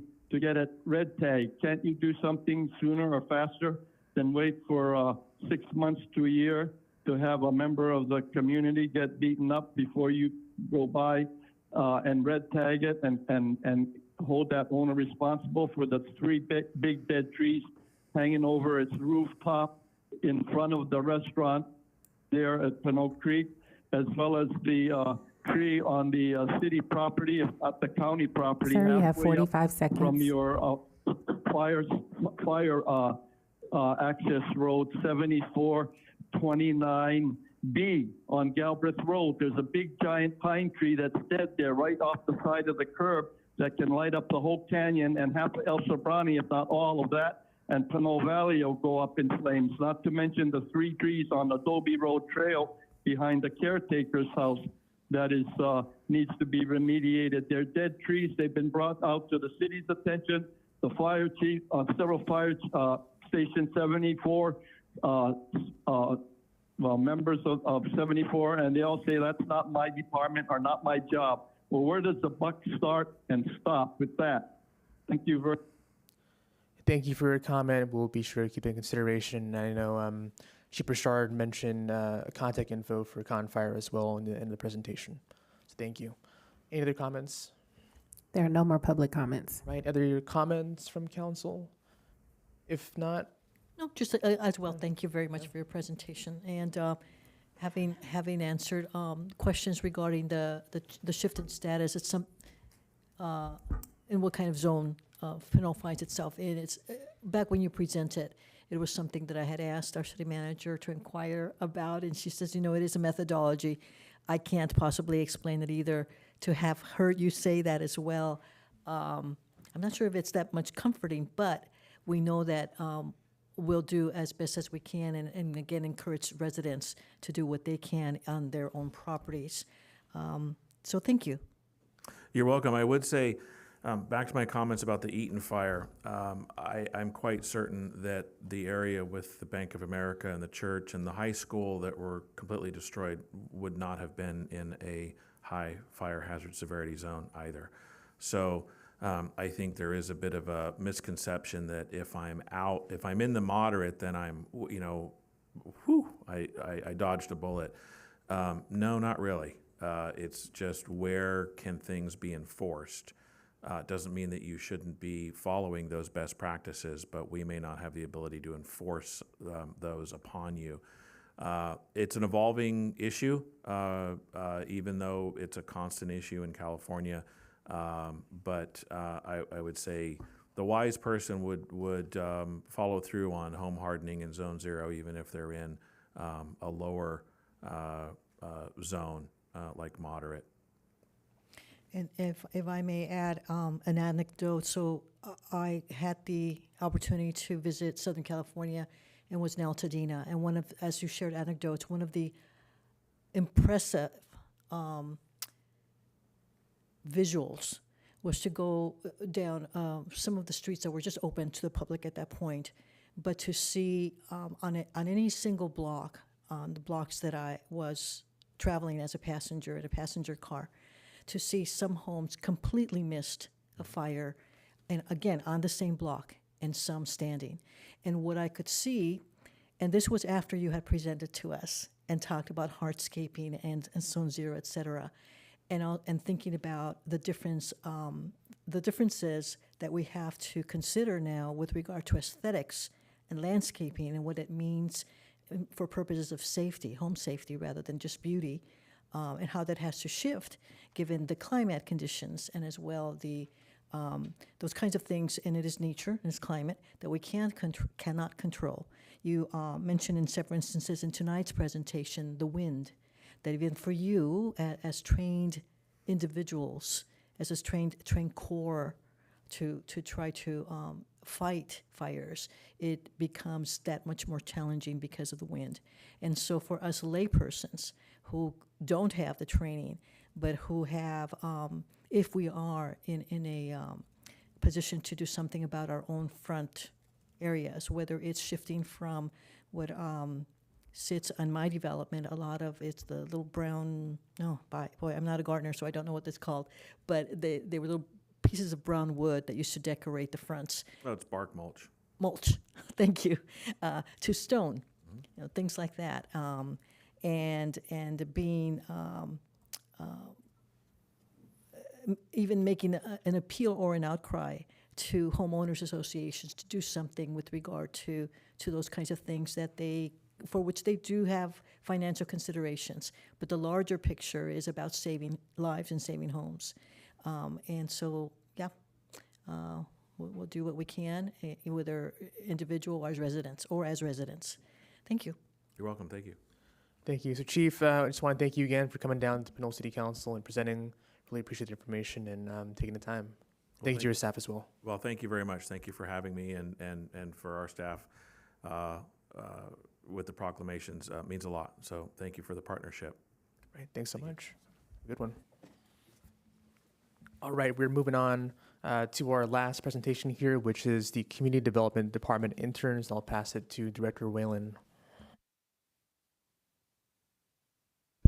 Good evening, Mr. Mayor, council members.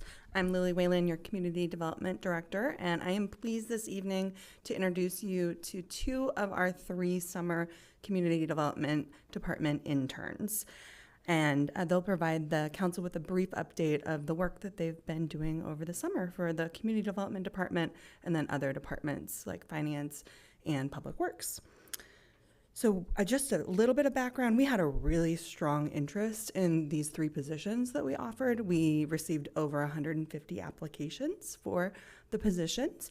And we intentionally focused on seeking students currently in a college program or just graduated from a college program that were focused on urban studies or city planning, with a particular focus on housing as well.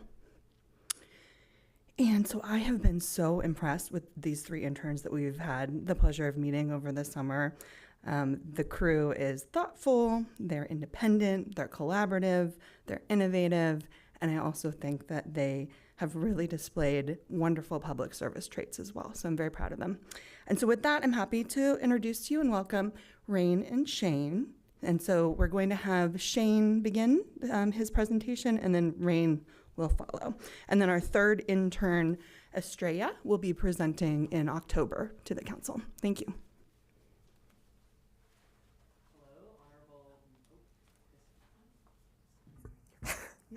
Hello, Honorable Mayor and council members. My name is Shane Zavisa Hollis. I was working on housing development outreach and a little bit of GIS, which in short I just like to call mapping software. I think I have some slides.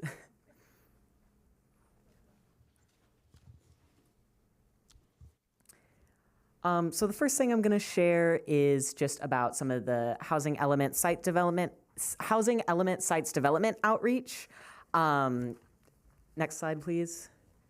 A little bit about me. I already gave my name and my position, but I'm currently studying urban studies at UC Berkeley.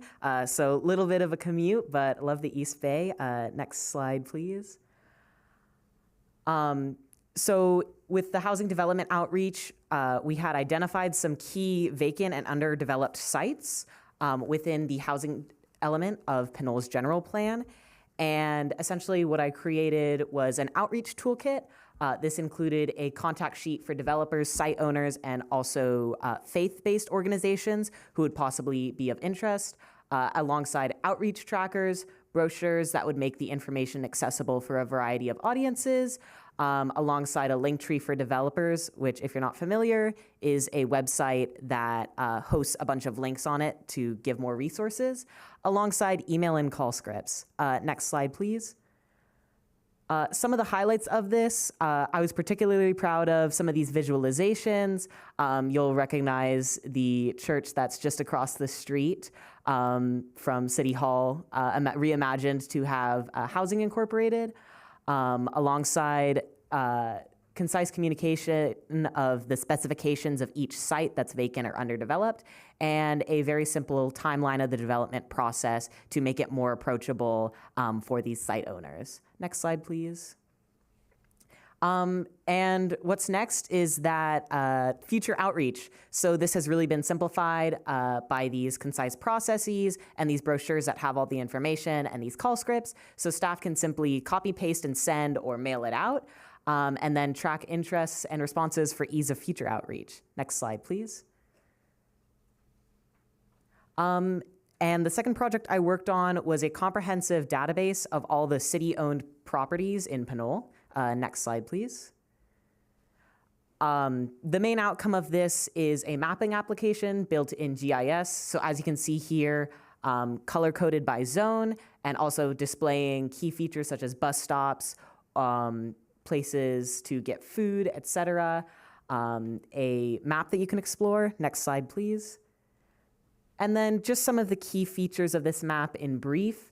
You can filter by over 80 different attributes for each parcel, such as zoning or size. You can also view the legend to see which color responds to each zoning.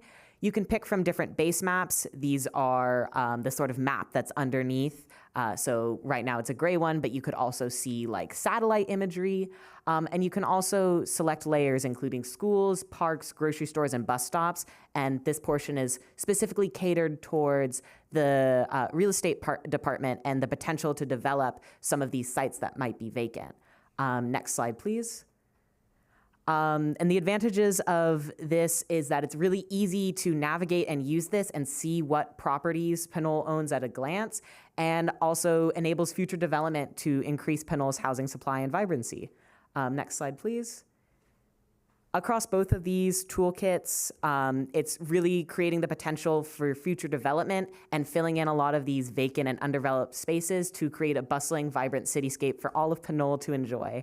Next slide, please. Thank you, and thank you so much for this experience. It's my first time working in a planning field, so very excited about that. Thank you so much for your presentation and the work you've been doing. We appreciate it. Questions from council?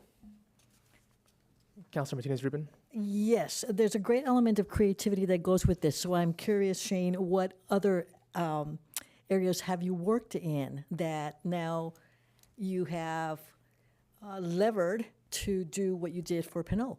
Yeah, I would say in brief, I took a summer course in 3D modeling that I was at the same time, so I really wanted to use that to create some of these visuals so people could imagine what the site could be.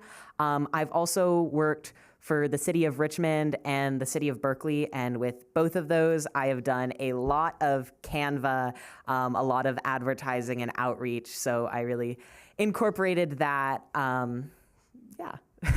Well, and thank you, because it's a very practical and much needed application of your talent and creativity. So thank you very much. Yeah, thank you. And especially for looking to apply some of your skills in a city. Definitely. Thank you. Right. Thank you, Mayor Pro Tem. So, I've been asking for an internship program, so I want to say thank you. I know it takes time to work with the staff, so to our staff, thank you for the effort. Roughly how many hours were you spending? I know that you mentioned summer school and I guess workload for you. How much was the effort? I did 16 out of a max 20 because I was also working 16 in Richmond and doing 2 summer courses. So I did 2 days a week. Okay. So that's pretty heavy workload. That's impressive all on its own. So thank you for your efforts. I know I've said this in the past. I'd like to see this program expand, especially with those tools. I mean, that mapping application is something that I know that's going to help us quickly at a glance. And I know for the city, making that jump and having a place to house all of those elements of information visually and also proximity-wise, right? Seeing where they are, for me is a huge thing. And so seeing that map was really impressive. So I just want to say thank you for your efforts and come back and get this one going. So Thank you. hopefully we can get you the other 16. You don't have to go to Richmond. Hopefully we can a little bit more. Thank you. All right. Other comments or questions?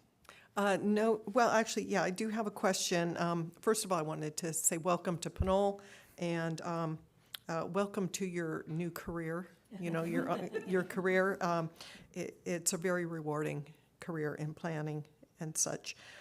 Question on the identifying developers. Were you able to check out the database that this HCD has for Surplus Lands Act? I am not familiar. Okay, I can send Lily a link to it. It's not necessarily up to date, but it's any developer that's interested in certain counties, they put their name in there, and it'd be worth taking a look at. Yeah, I know Justin from the planning department shared an interested developers list from the city, but I'm just not sure if it's the Surplus Land Act one. Okay. I'll send it to her. Yeah, That's thank okay. you. Thanks. Thank you. All right. City Clerk, any public comments on this item? There are no public comments. Not any other comments from council? Thank you. Thank you so much. Thank you. Really appreciate it, and looking forward to seeing many more of your accomplishments to come.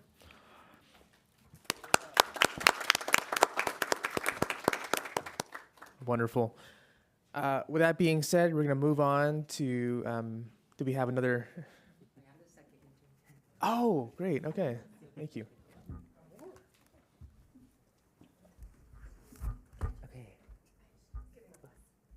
I do believe that I will be sharing my slides with PCTV through Zoom. And I do need the panel distinction on Zoom.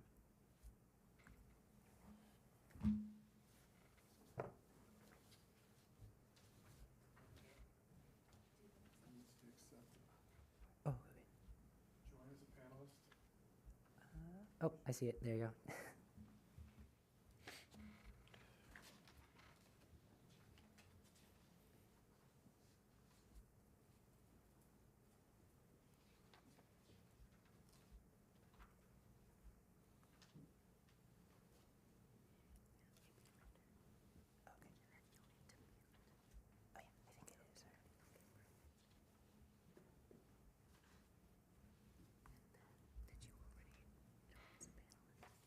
Yes, I accepted it. Oh, okay.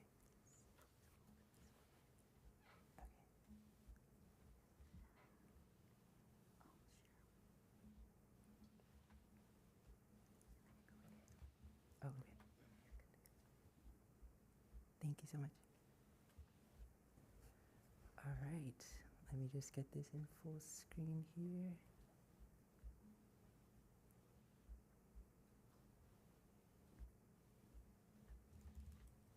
All right.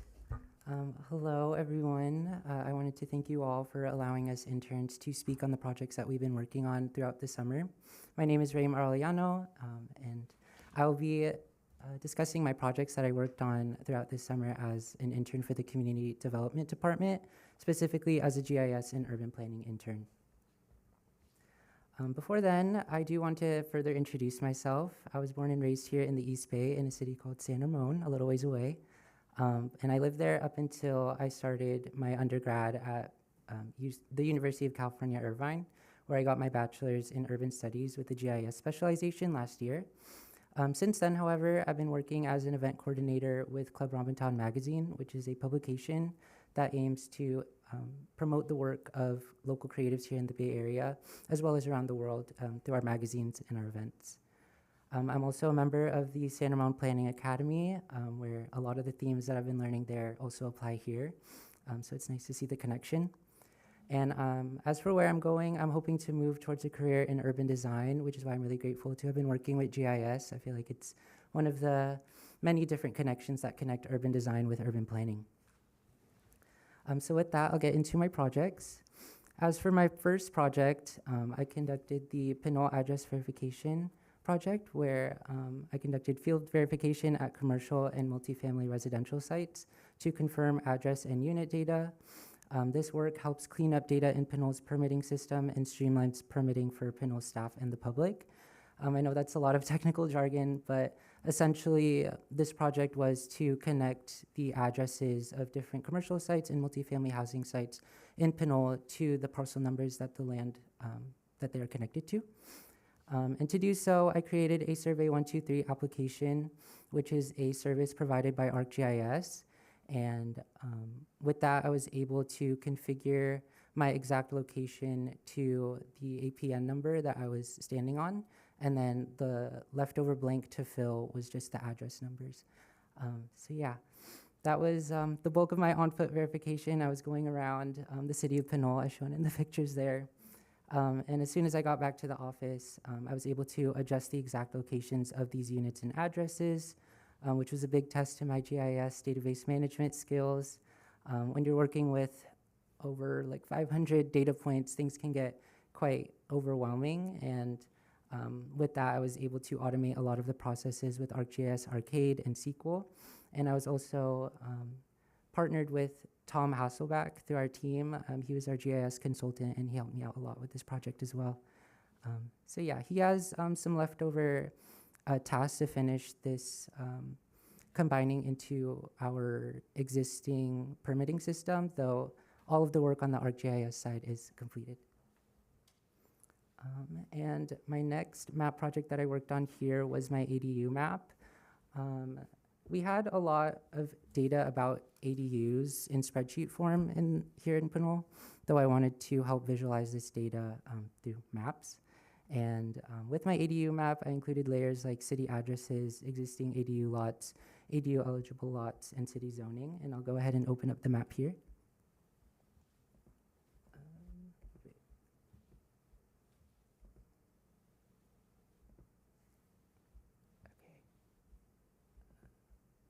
Apologies.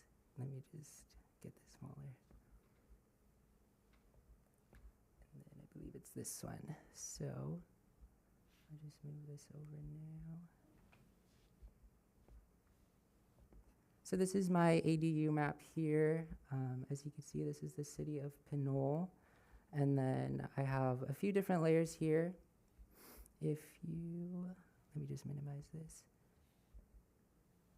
If you turn on the city addresses layer, this was connected to the work that I was doing. And when you zoom in, you get the specific numbers of all of the addresses here in Pinole. And then when you turn on the other layers as well, we could see the existing ADU lots in the city. So there's a pretty fair amount. Another layer that I have are the ADU eligible lots, which contain all of the parcels that are ADU eligible, as well as their zoning distinction. And as well as a general zoning distinction map right here. And the legends are found in this tab right here. This can be public facing when published publicly. So yeah, it's ready to go. Back to the presentation here. My next project that I worked on was my Pinole traffic collisions dashboard. I wanted to advocate for roadway safety here in Pinole through this project. And I'll go ahead and again open this one. Oh, sorry, let me open it this way. Okay, this is the dashboard here. I'll just zoom in on the map. On this top side right here, we have some statistics. This 774 represents the total number of injuries from traffic collisions from 2015 to 2025 here in Pinole, being the first quarter of 2025, that is. And then on this right side are the total number of fatalities from traffic collisions in Pinole from 2015 to 2025. On the bottom here, we have a bar graph showing, again, the data on traffic collisions in terms of injuries and fatalities per year. This orange line being the injuries, this red small line here being the fatalities, and it's split up by year. Next, we have this map on the side. This resembles where these traffic collisions were taking place. The larger red dots resemble the traffic collision fatalities, the smaller orange dots resembling the traffic collision injuries. And with that, you could click on each one and get a little pop-up and see different pieces of data that are associated with the collision. And I also included some filters that you could toggle to see specific years. Maybe you want a range of years as well, and that'll change up some of the data that you see presented on the map as well as the statistics. And I also included a filter here to see the type of collisions, how it happened, be it involving a pedestrian or getting rear-ended, a head-on collision, etc. And this is my collision map. Hopefully, this could be a useful tool for the city to consider where these hotspots are for these collisions and maybe address any inconsistencies with roadway infrastructure. I did forget to mention too that these small white squares resemble K through 12 schools in the city, and the cloudy shapes around them are half-mile walking distances from each school. And yeah, I think it's worth noting for kids who are walking to and from school. I know that's what I was doing when I was growing up, so I wanted to include that. And yeah, that was the traffic collision dashboard. For my next project and my final project that I'll be sharing with you guys, it's actually still in the works, but I am working on a Pinole streets map with Public Works, and they asked me to create a mapping application that shows all of the specifications of the roadways here in Pinole. I'll be including layers like the road types, be it that they're public, private, arterial, collector, etc., as well as moratoriums, names, and their starts and ends. I'm hoping that this could be something public-facing, something that people can click on specific parts of a road and see different pieces of information about it, kind of similar to the dashboard. And yeah, that was my final map that I'm doing with them. It will be completed by the end of this week, so yeah. And with that, I wanted to thank you guys for your time. It's been a great 3 months with the city of Pinole, and I've really enjoyed my time here. So yeah, and if there were any questions, I'd love to answer them as well. For sure. Any questions from council? No questions? Yes, thank you. But I'm not sure if it's a question for you and or for staff. Since you have a few days with us, you may have already discussed that this is something that's coming. One of the questions or interests that residents have is, when is my street going to be, quote, fixed? When is something going to be improved upon? So will any of these maps or this particular project involve any of that information as a visualization? I don't know too much on that myself, but I do believe that the streets application that I'm developing with Public Works could be something really helpful with that, or even my collision map as well. And so if it's not, if it's not something that has been discussed for your next several days with us, perhaps it's the next level of or advancement to what you have started. Thank you so much. Yes, not initially, but this is a piece of information that we can add to the map in the future. We're currently working on the road rehabilitation plan that will be completed in October. It's a 5-year plan, as well as the road maintenance plan. So this information is not currently fully available, but will be added. Thank you, Director Gindi. And Raim, thank you for starting us off and having and being able to see possibilities. You know, we do a lot of either verbally or in writing reports, and the visuals are really extremely helpful, and the interactivity even further. We talk a lot in different instances, different council members be included about increased civil participation, and this is an example of that. Increasing civic participation, increasing residents. You started off your presentation about mentioning a lot of technical terms, and that is one of them that we use here as public or elected officials, but it's really how can we involve residents even more in the daily business of the city that also involves their lives. And what you've shown us are different means of doing that. So thank you again. Oh, I appreciate that. Thank you for the opportunity. Thank you. City Clerk, any comments from the public? There are no public comments. All right, with that being said, I just want to thank you for your presentation and very impressed with the work that you've done. So on behalf of the City of Pinole, just congratulations.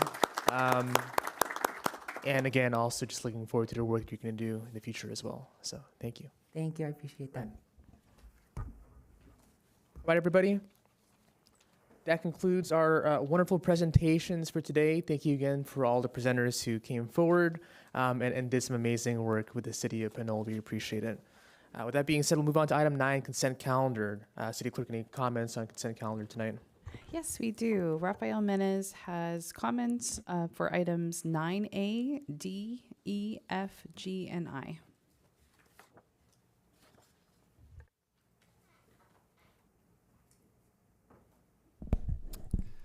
Good evening again, Mayor, Council, staff, members of the public. My name is Rafael Menez, resident of Pinole.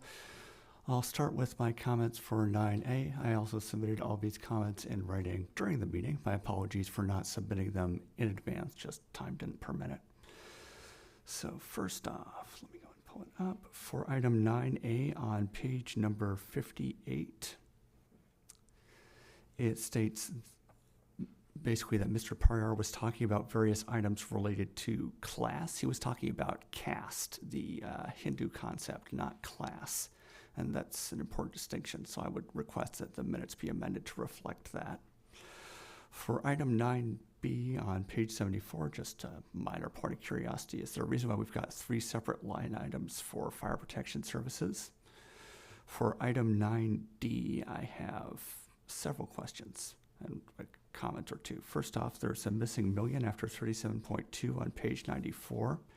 On page 104, it says the units of Pinole's share of the sales tax pool have increased by 2, and I'm wondering if there's any particular unit types, that 2%, 2 units, like what does 2 mean there? On page number 107, do we have mean and median sales data for houses for prior years for comparison? On page 110, the waste franchise fee does not yet reflect the new franchise agreement, right? On page 111, it states the city is pursuing an outstanding balance. How long does the city think it will take to recover this balance, and is this anticipated to be an ongoing issue? On page 112, I noticed a 5% increase in business license tax revenue. Does the city know the causes of that?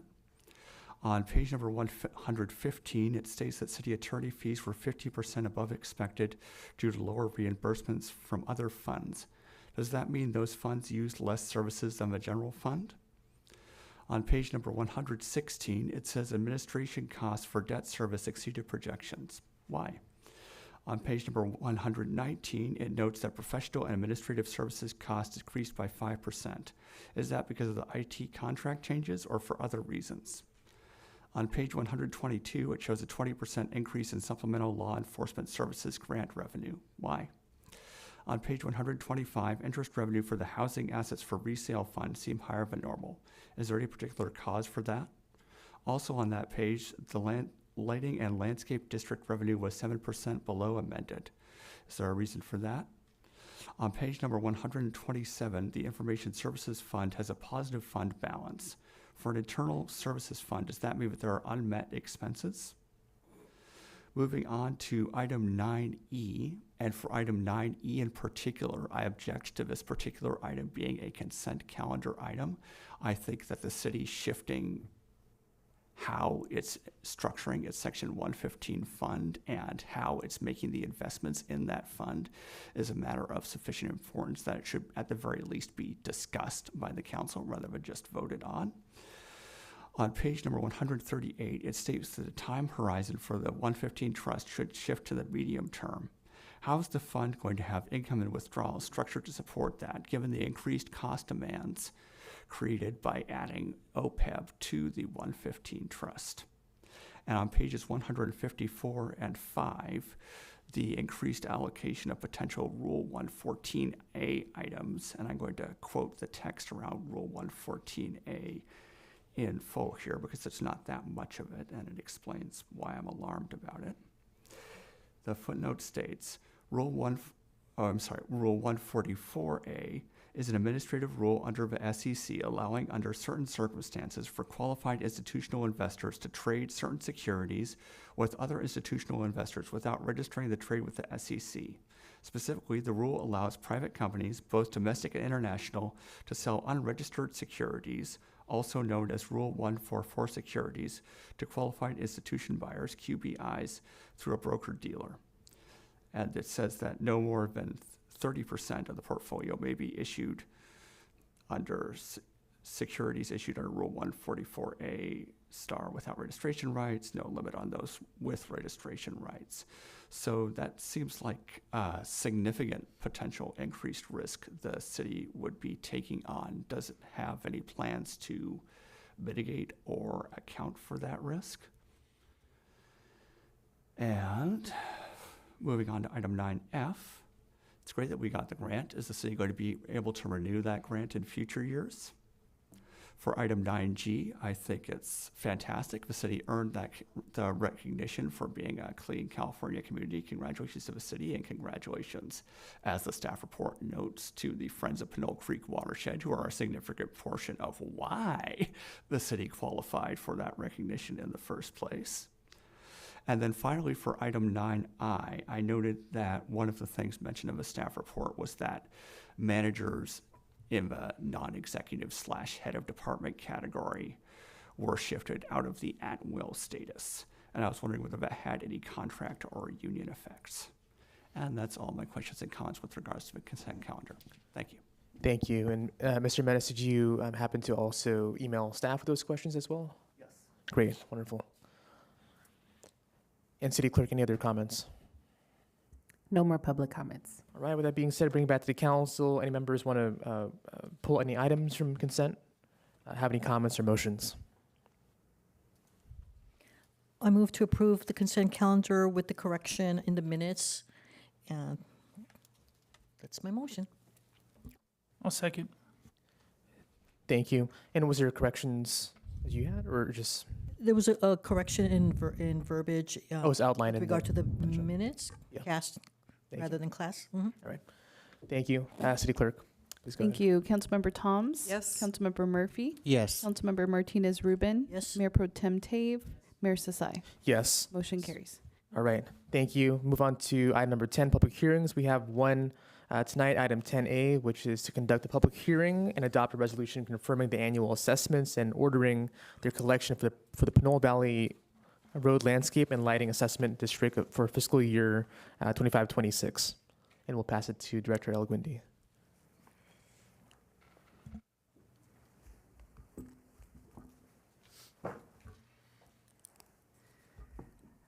Honorable Mayor and Council members, good evening.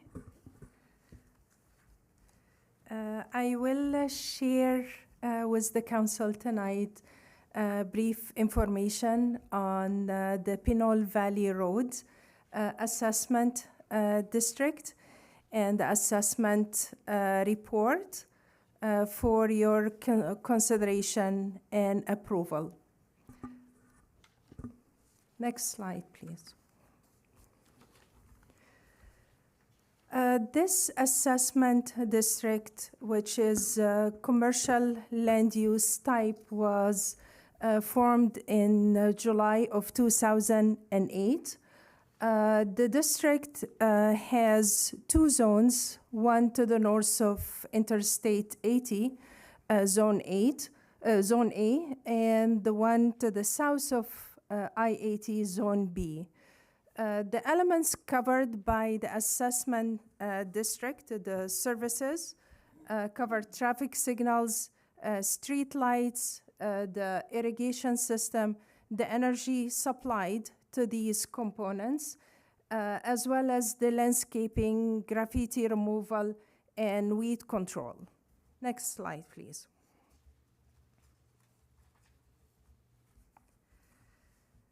For Zone A, to the north of I-80, it has 8 parcels, which has changed over the years. It currently has 8 parcels, about 17,000 square feet of landscaped area, the irrigation system and 2 controllers, 14 street lights, 2.5 signals because of the boundaries of the zone, and the litter abatement and collection is about 2,100 linear feet.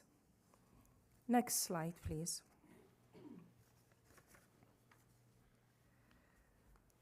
For Zone B, it has 10 parcels, 18,486 square feet of landscaped area, again, irrigation and 2 controllers, 20 street lights, although 4 are currently missing.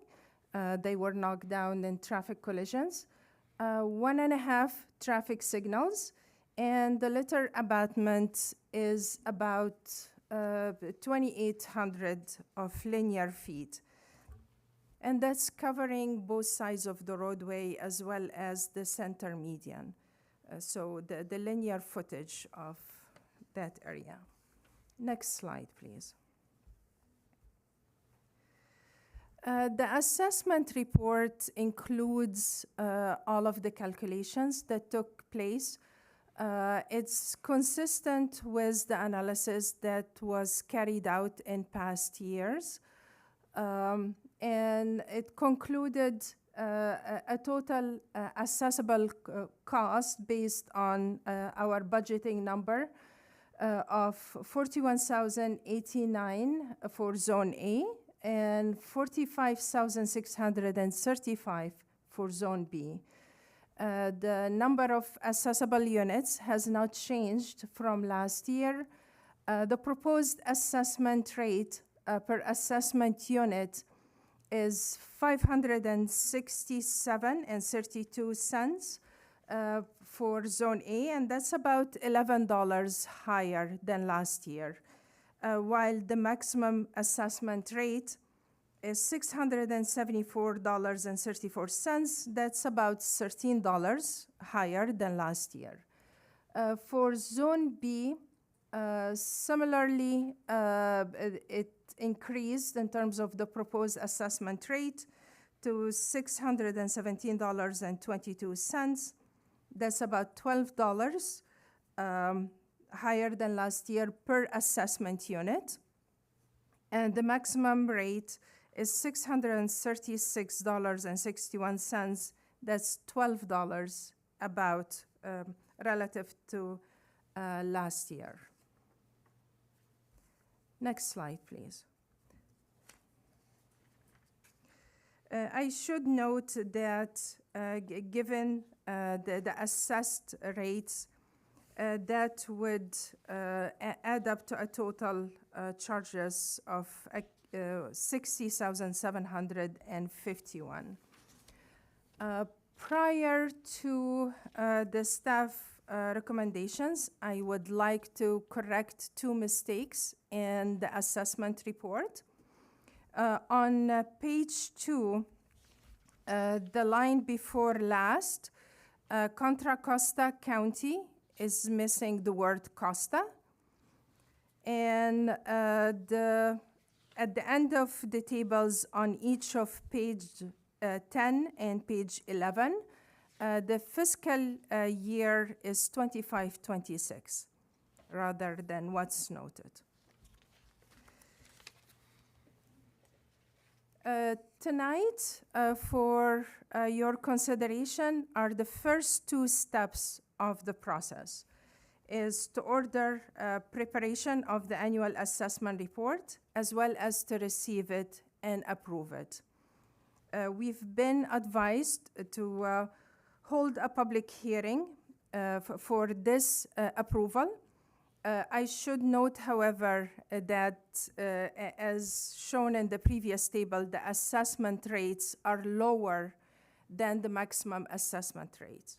So we're not required to proceed with the detailed process of 218.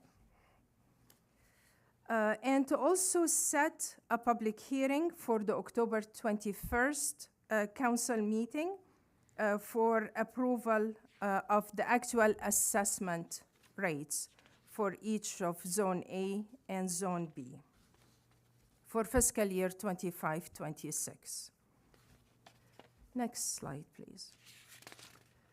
I would like to take this opportunity to also share some information and input based on the review of the assessment reports as it was carried out in past years. There is a need to revise the methodology by which we assess the rates, which will be carried out in the future. There is also a need to assess the deficiencies within the area for both each of Zone A and Zone B. The accumulation of the revenue over the years has been increasing at a slow rate that hasn't been allowing us to invest in infrastructure improvements. I mentioned, for example, the 4 street lights in front of the trail by the high school that were knocked down over the years.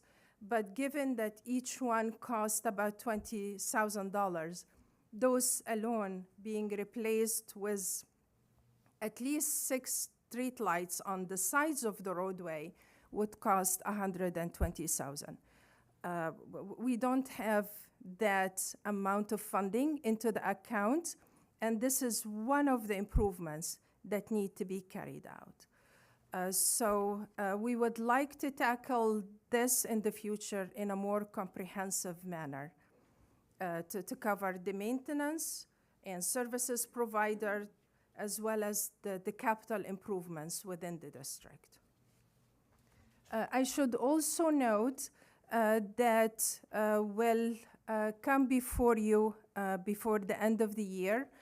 CDD and Public Works are collaborating on a new assessment district, residential, for the new developments, the Appian Village development projects. That's 154 townhomes and condos on the east side of Appian Way, north of Canyon Drive.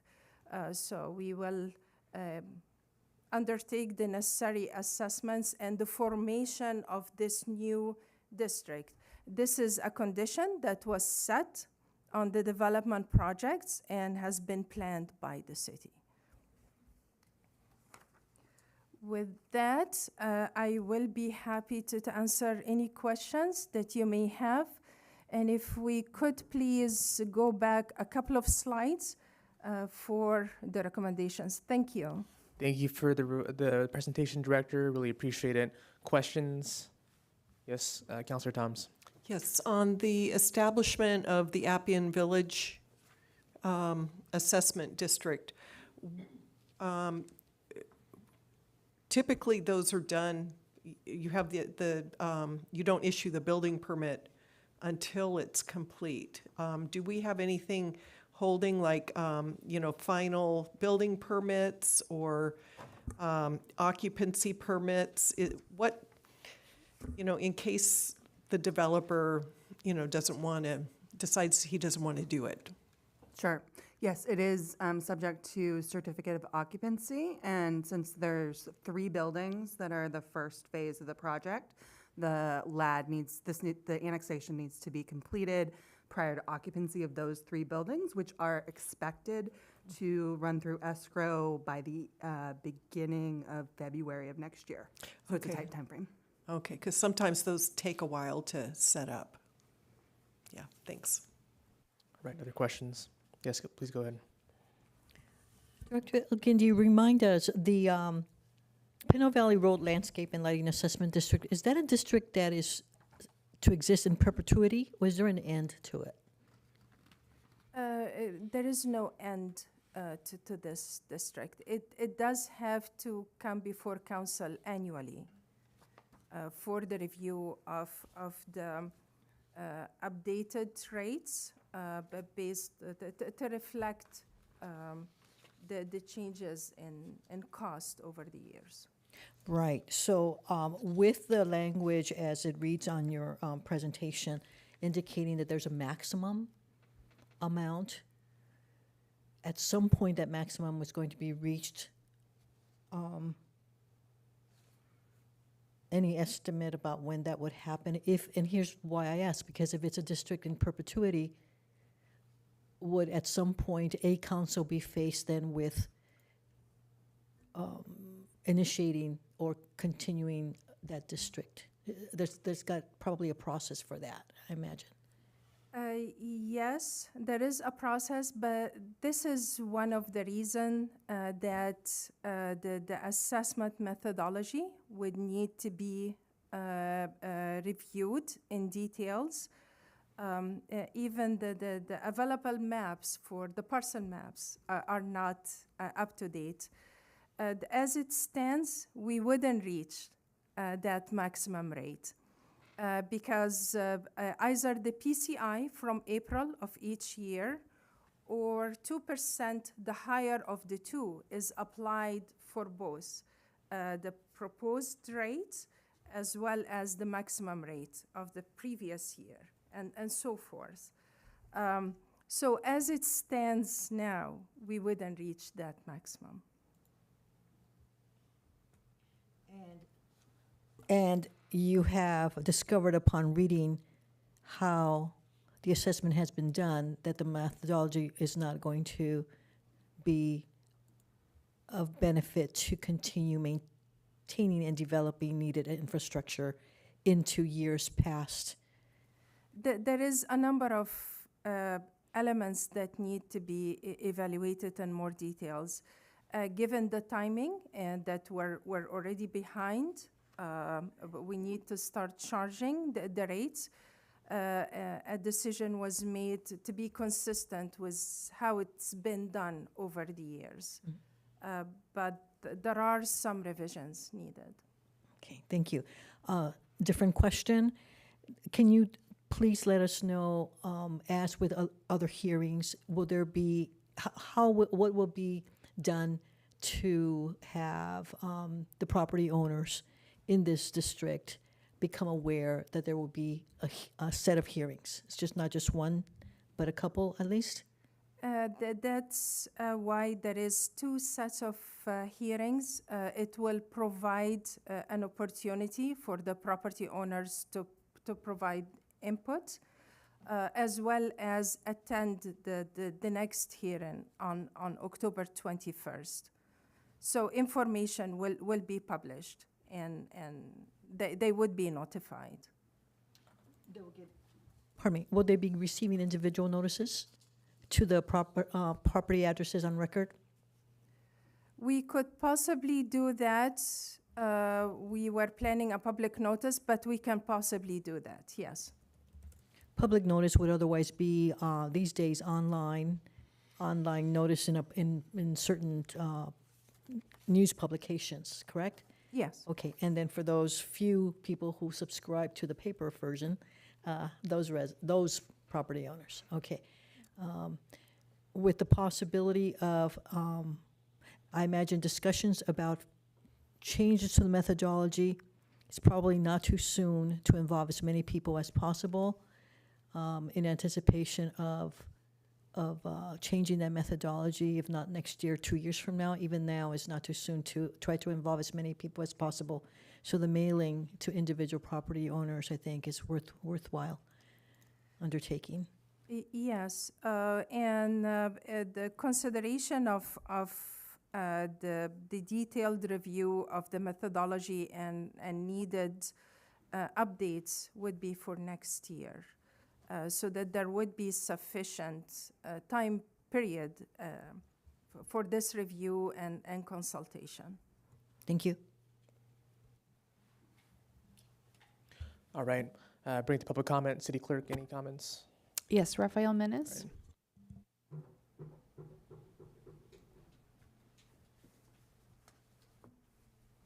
Sorry, procedural question, City Clerk. Have to open the public hearing officially, right, for this? You can, yes, please. Okay, thank you. Open the public hearing. Thanks. Thank you. Thank you. Good evening again, Mayor, Council staff, members of the public. My name is Rafael Mess, a resident of Pinole, and I've just got a brief question for Director Alguende here. The city says they're setting up a new landscape and lighting district for the development across from CVS, basically the new Appian Village development. Are the planned assessment and methodology changes going to be implemented for this new district, or are they planned to be implemented after this district is created? Thank you. Thank you. City Clerk, do we have any other comments for this item? There are no more public. Thank you. Actually, we have Anthony Vosbrink Okay, online. thank you.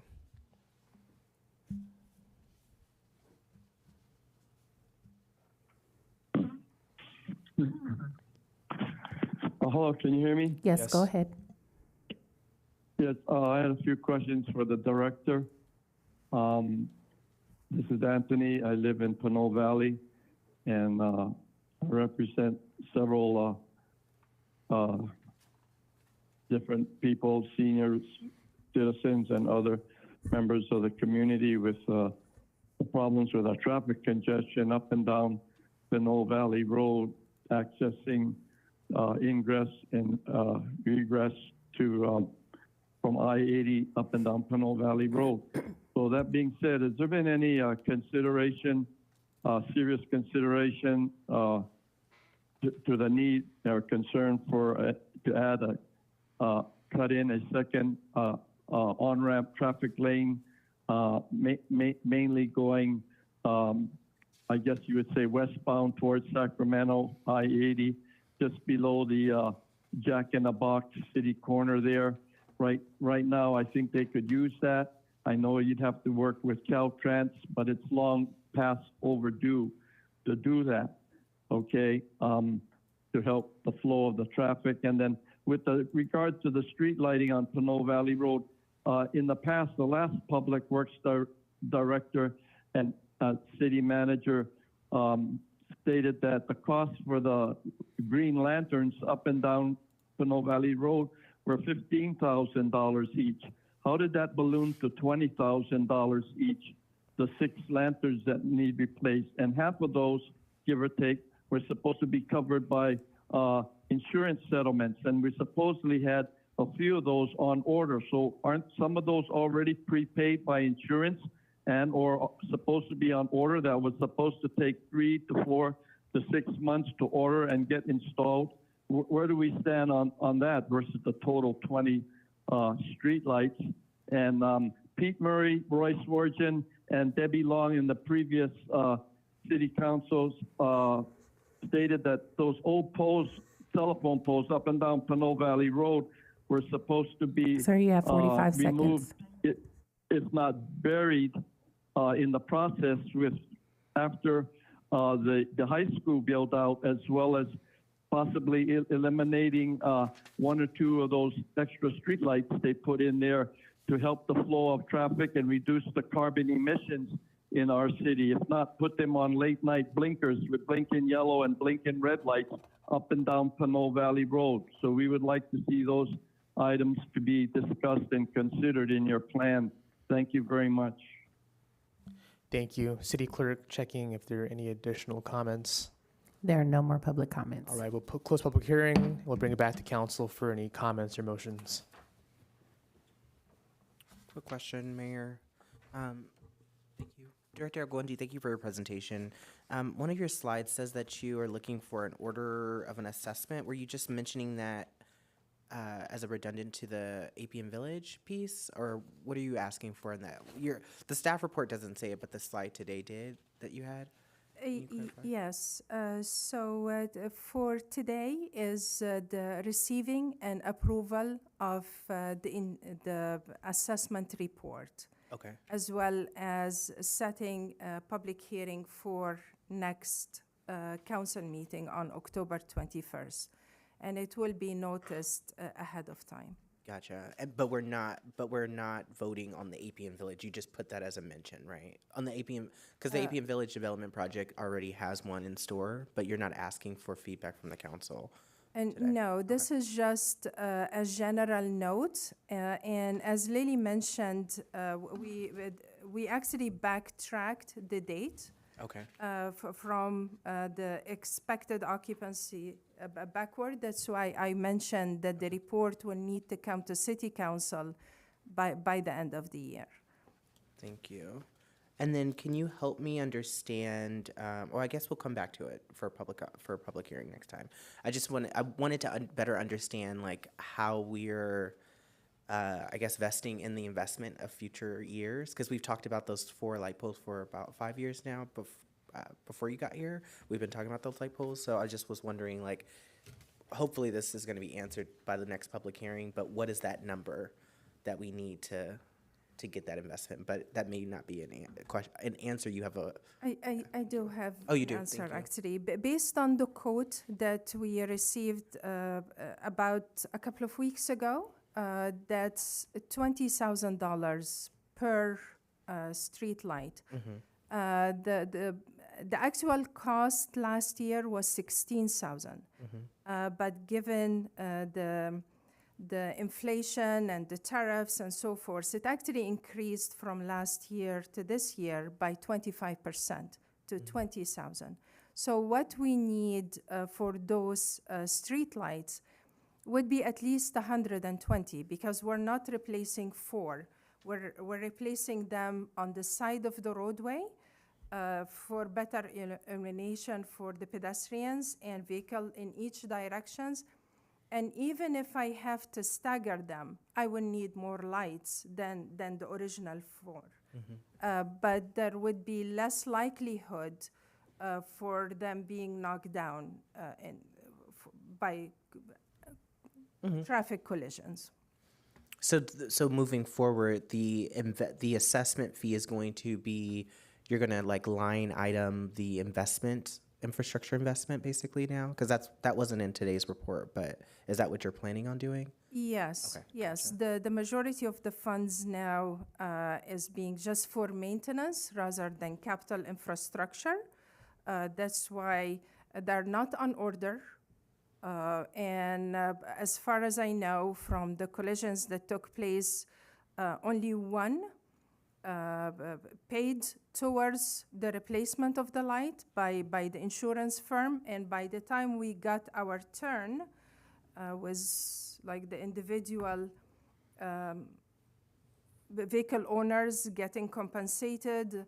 I think we only got about like $5,000. Okay. So it's limited amount that's currently available, and they would need to be replaced with the actual assessment. Thank you. And just wanted to confirm, Mr. Vosspring did make a public comment about the lights that were arranged with PG&E around construction of Pinole Valley High School. That conversation has come up a couple times over the last couple of years. Is your team working on that issue or just closing out whatever is either misinformed? I mean, I'm not sure where it is, but I do want to make sure we close out that issue because it keeps being brought up. Is your team aware of that? Yes, we are aware. But this is one of the elements that would be included in future upgrades. We have a dedicated CIP for street light upgrades. As for if I may respond to some of the items. If you want to, I just wanted to make sure at least you were aware of that Yes. issue. Okay. Yes, perfect. we are. As for the addition of another lane on the ramp, that is not included as part of the assessment district, and it's not in our jurisdiction. This could potentially be reviewed by Caltrans through our collaboration with them. So I kept a note of that. Solid. Thank you. And Director, there were some other questions from public commenters. You were able to capture any of that, or did you want them to just get back to you via writing? Or I know there's a lot of questions there. Yes, either way, I was hoping to that I addressed most of them, unless I missed something.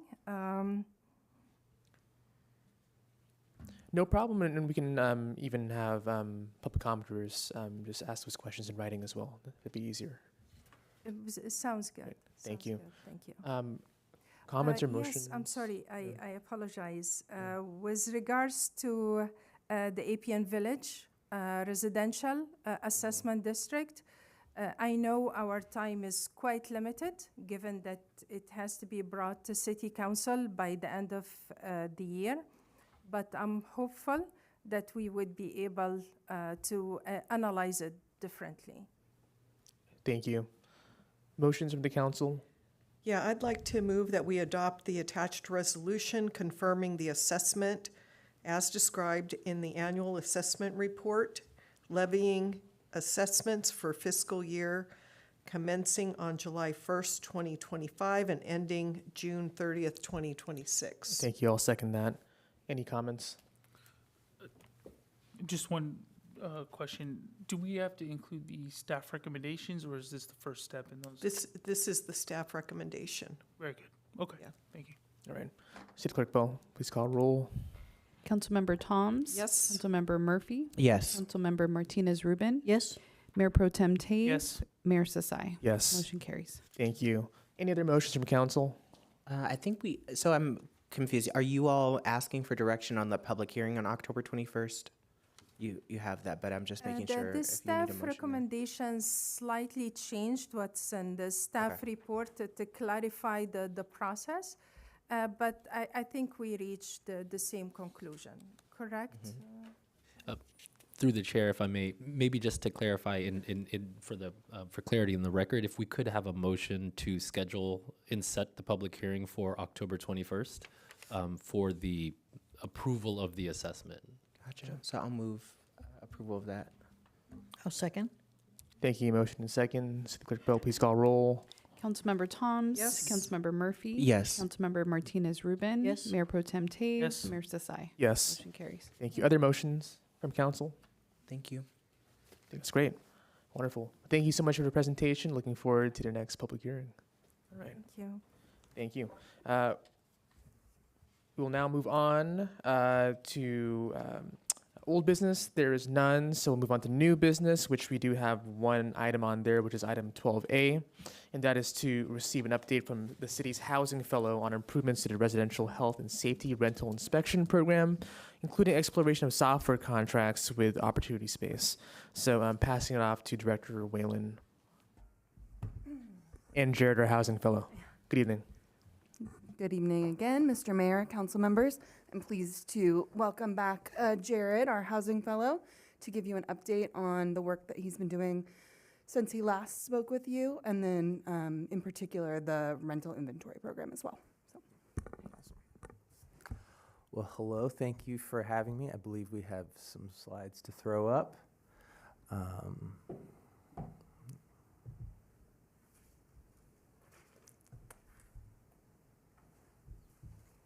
But yes, so we are going to be talking about the residential health and safety rental inspection program. We're going to be updating it to be a proactive rental inventory and inspection program. Next slide, please. So just for a quick agenda, we're going to give a brief fellowship update and move to an introduction of the current program, goals and reasoning behind updating it. Then we'll look at the research and engagement that the city has conducted. And finally, look at a new program model and the cost, scope of work and logistics of a new contract, and finally a brief timeline. Next slide. So first, for the 6-month update, about 6 months, maybe a little more now. First, the home restoration program, which I presented on in April, I think it was, April or May.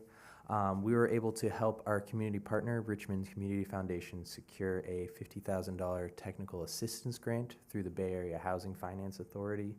This will cover bond counsel and allow for the development of the social impact bond documents to then be brought to council for approval and bond issuance.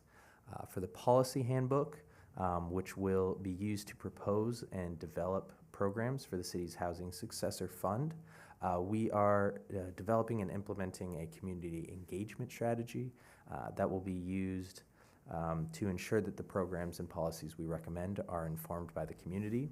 This will build on an existing engagement that CDD has already done, mainly through its housing element and other programs it's worked on, but hone in on housing access and target underrepresented regions and populations within the city. And then last, we have the rental inventory, which we are discussing today. Next slide.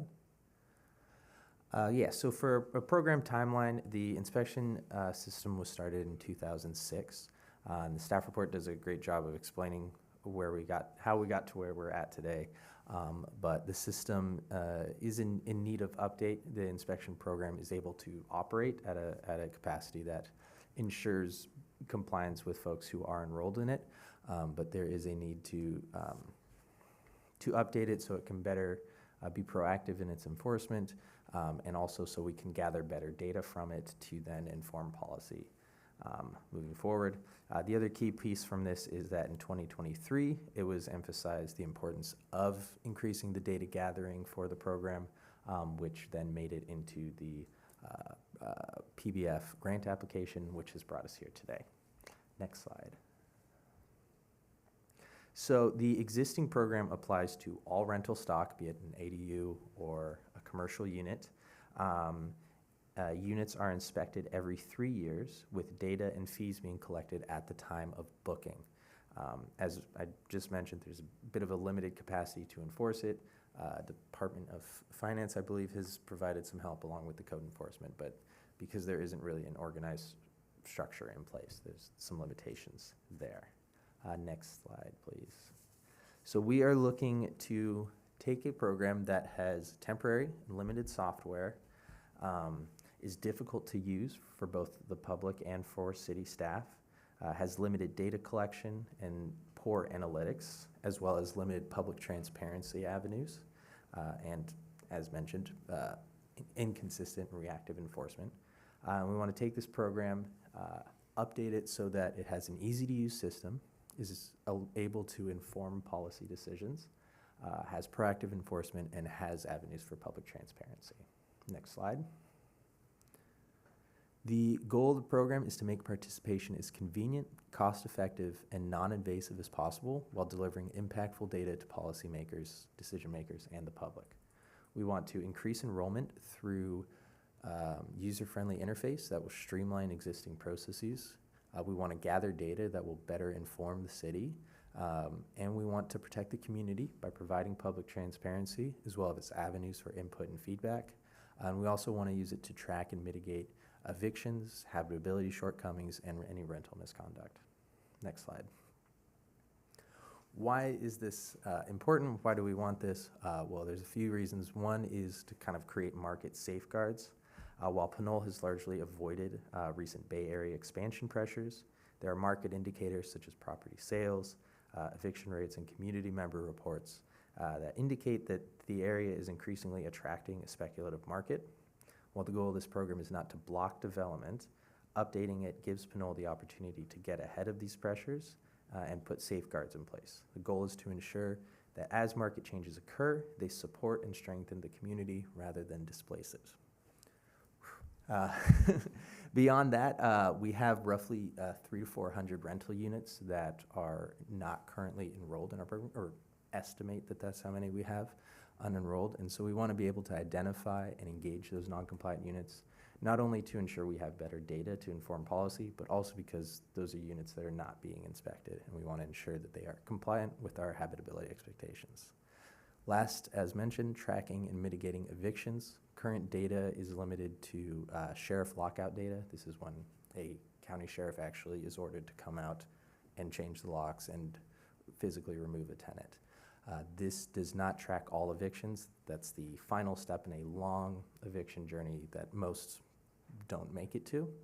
So that's a limitation. There's also just, this data doesn't track demographics, reason for evictions, or any of those other pieces that will help us develop an effective mitigation strategy. So if we can get better information on that, we can be more strategic in our approach. Next slide. So in order to understand these improvements to the program and collaborating this inventory aspect into it, we've engaged with a number of municipalities that operate similar programs. The ones on here that are bolded are here in the Bay Area. The ones underlined, we've had direct dialogue with their program operators. This is kind of a brief list of some of the key takeaways we've had from engaging with these folks. The main ones are the importance of an accessible online platform, a need to increase staff capacity, and the importance of providing support office hours, which is something we're going to incorporate into our program model. And then lastly, looking at a self-certification inspection program for qualifying property owners. Next slide, please. Out of that came a helpful kind of example of the potential benefits of gathering better data.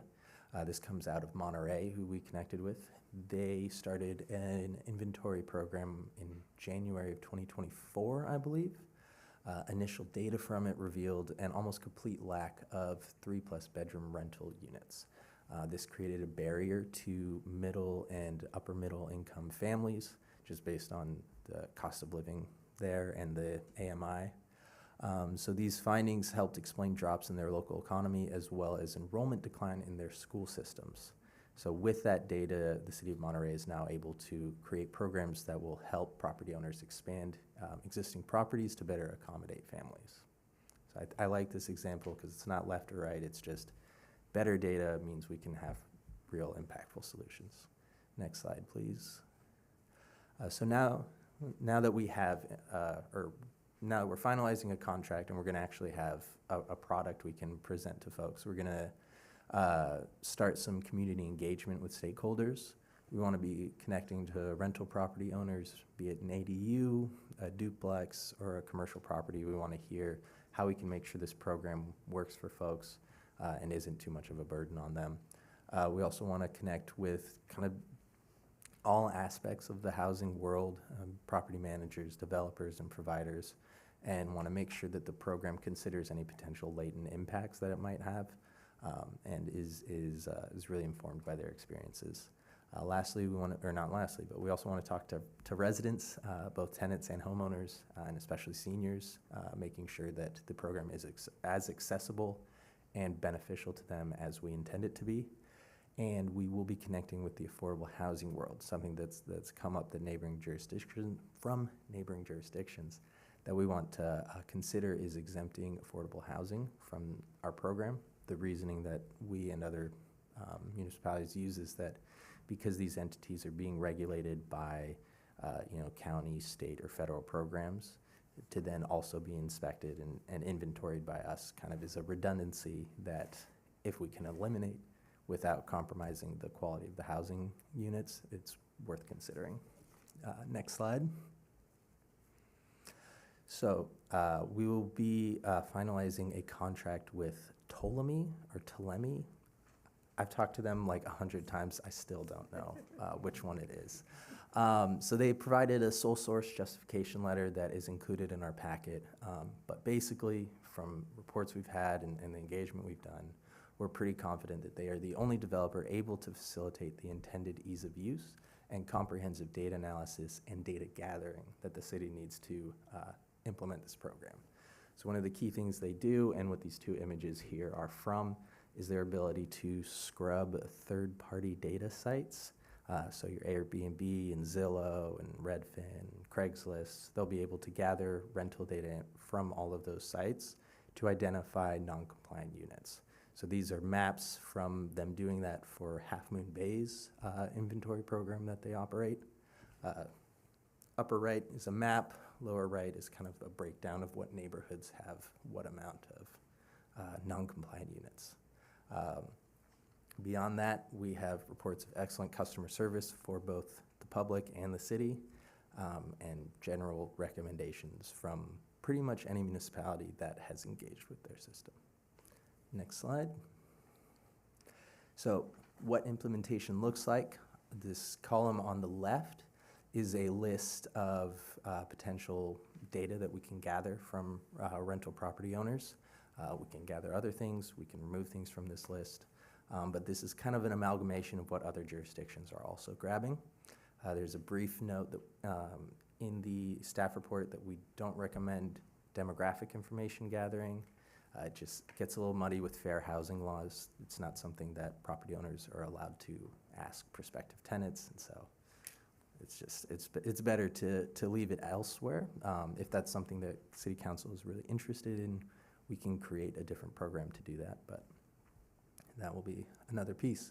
The program model. So Ptolemy will create a streamlined program platform for enrollments, compliance outreach, and inspection management, then a separate accessible data synthesis site for city staff with a limitable public-facing site.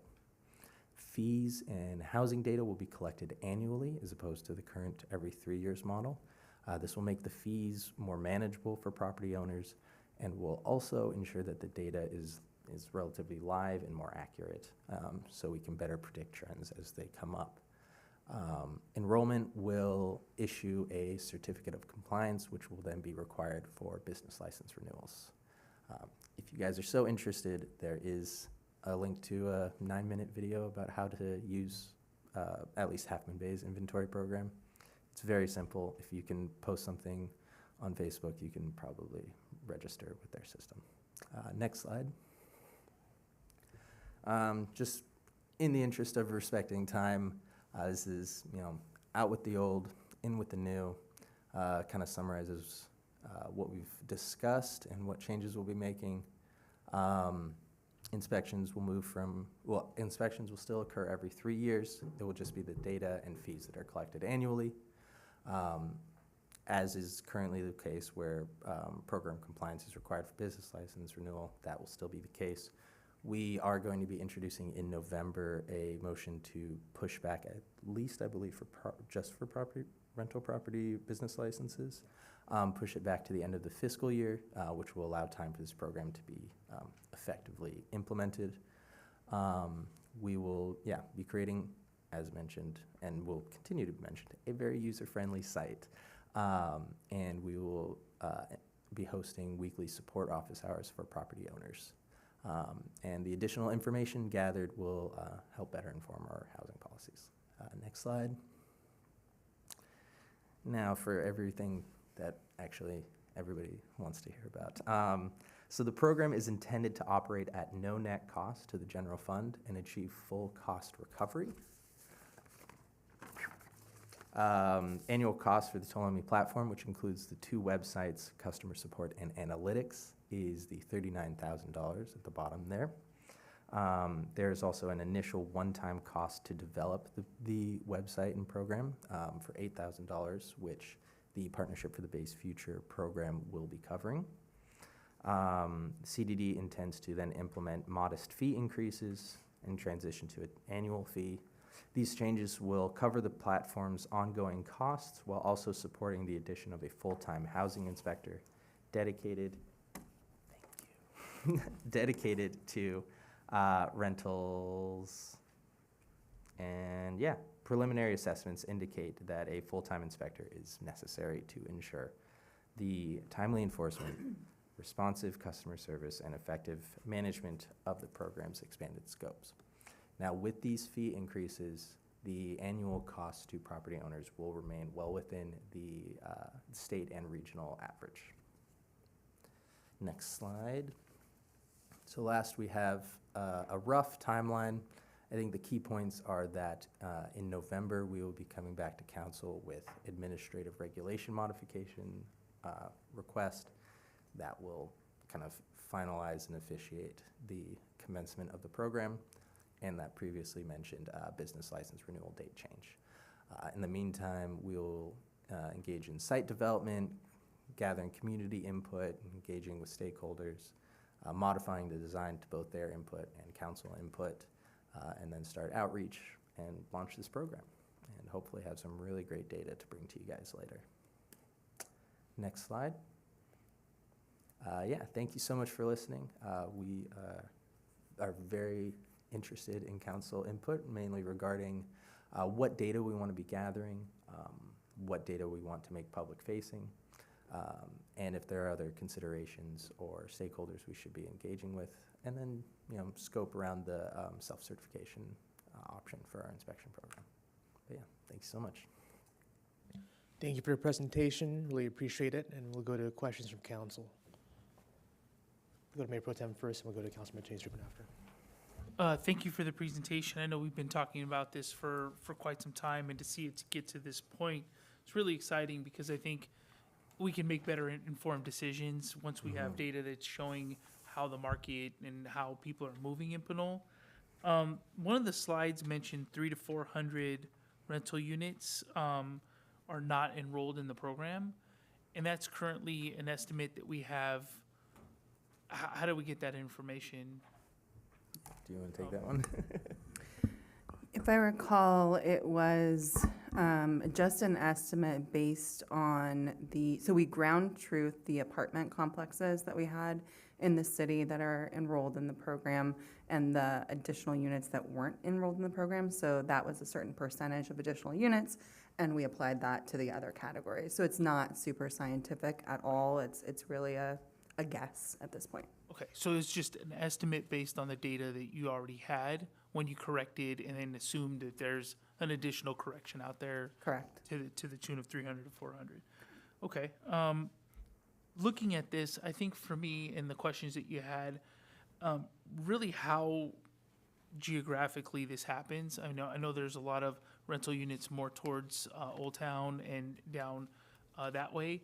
But this is something that I've brought up before, is the vacant houses and how does that market, how does this play into this? Because I think one of the things is are people being able to be housed, and are they housed comfortably at a rate that's reasonable, right? And that's my perspective.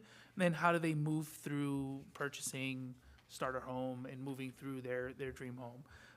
So how that movement happens, I think, is just kind of connecting this data with the purchase sale. How many homes were purchased, how many were sold and purchased, how many were the 3-bedroom or multifamily. I mean, just having that understanding of our inventory and how that inventory is changing over time for me is helpful. Because I think we are experiencing a shift, especially as new homes are being built in other cities. There's a migration that happens, and there's an influx of people that are coming in. And it's just helpful because for me, it's kind of like, well, what are the constituent needs in that regard? I think having the data of, and really pinpointing what does the majority of people need, and then how do we support that? As far as the fees go, your intent is just to put it back into the program to enhance the program, but I'm wondering, is there a return to source to our constituents? Like, how is that realized from the rental community or homeownership? Mm-hmm. Yeah, so I would say just initially it would be, safer neighborhoods, safer homes, because they're being inspected by the city and corrections are being identified and repairs being made. Mm-hmm. Anything else that you would add to that? As to the benefits to the city, I would say for renters, it's beneficial just to have these kind of structures in place, just generally. Yeah. And then if I could add also onto that, so the as was mentioned in the staff report, the program was started in 2006. Great Recession happened in 2008. So we did have a dedicated housing inspector in 2006 that was doing these rental inspections. And then that position was eliminated due to the Great Recession. and it was never put back in place. And so we have been operating, trying to have our one building inspector take care of these rental inspections every other Friday, and he's able to do six units at a time every other Friday. If you just crunch the numbers on that, there's no way that he can get through a third of the units on that basis that we have in the city. So a housing inspector is needed, a new person is needed to take care of, to manage the program, to make sure that units are being, requesting their inspections on time, complying with their repairs that they need to make, et cetera, et cetera. This person would also support code enforcement with substandard housing inspections as well, so that they would be able to also help in other areas of the city with regards to substandard housing. So the goal is to help partially fund through this program and the revenue generated an inspector, and then through other revenue sources or activities be funded as well? The fees that we'll be bringing to you in November in terms of a fee increase will fully fund this program. There will be no other sources that are needed.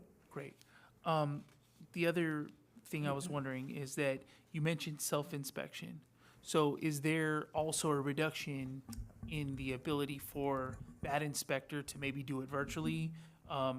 Similar, I think, to when we had the police department doing the virtual police reports, so something of that nature, so that more of those inspections could get done.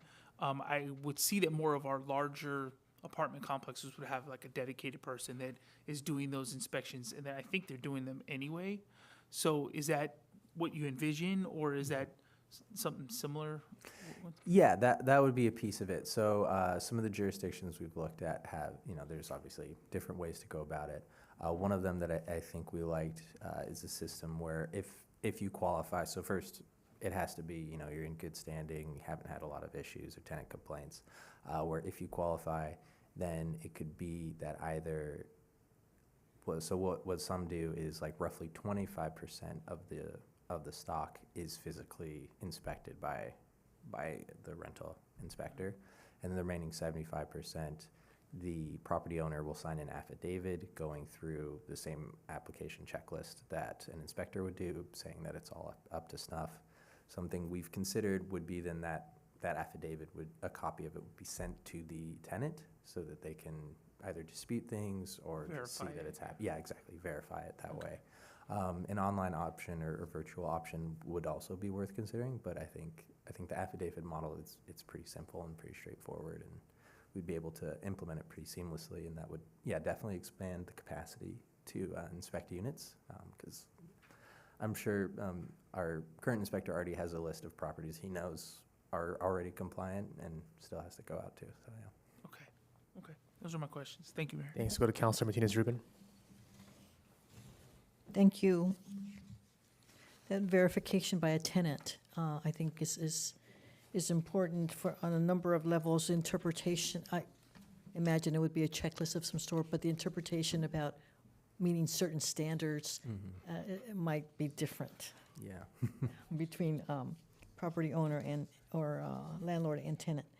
So yes, I wanted you to tell us a little bit more about the self-certification option, but I think you've responded to that already based on Councilmember Tave's comments. So there's a slide that indicates that the software you're considering, Telemi, there's no demographics, collection of demographics is not recommended. And if you could tell us a little bit more, and then I'd like to share what I think about that. As to why it's not recommended? Yeah, so federal fair housing laws prohibit property owners from asking tenants for demographic information. This is because it's an avenue, or can be perceived and has in the past been an avenue of discriminating against prospective tenants.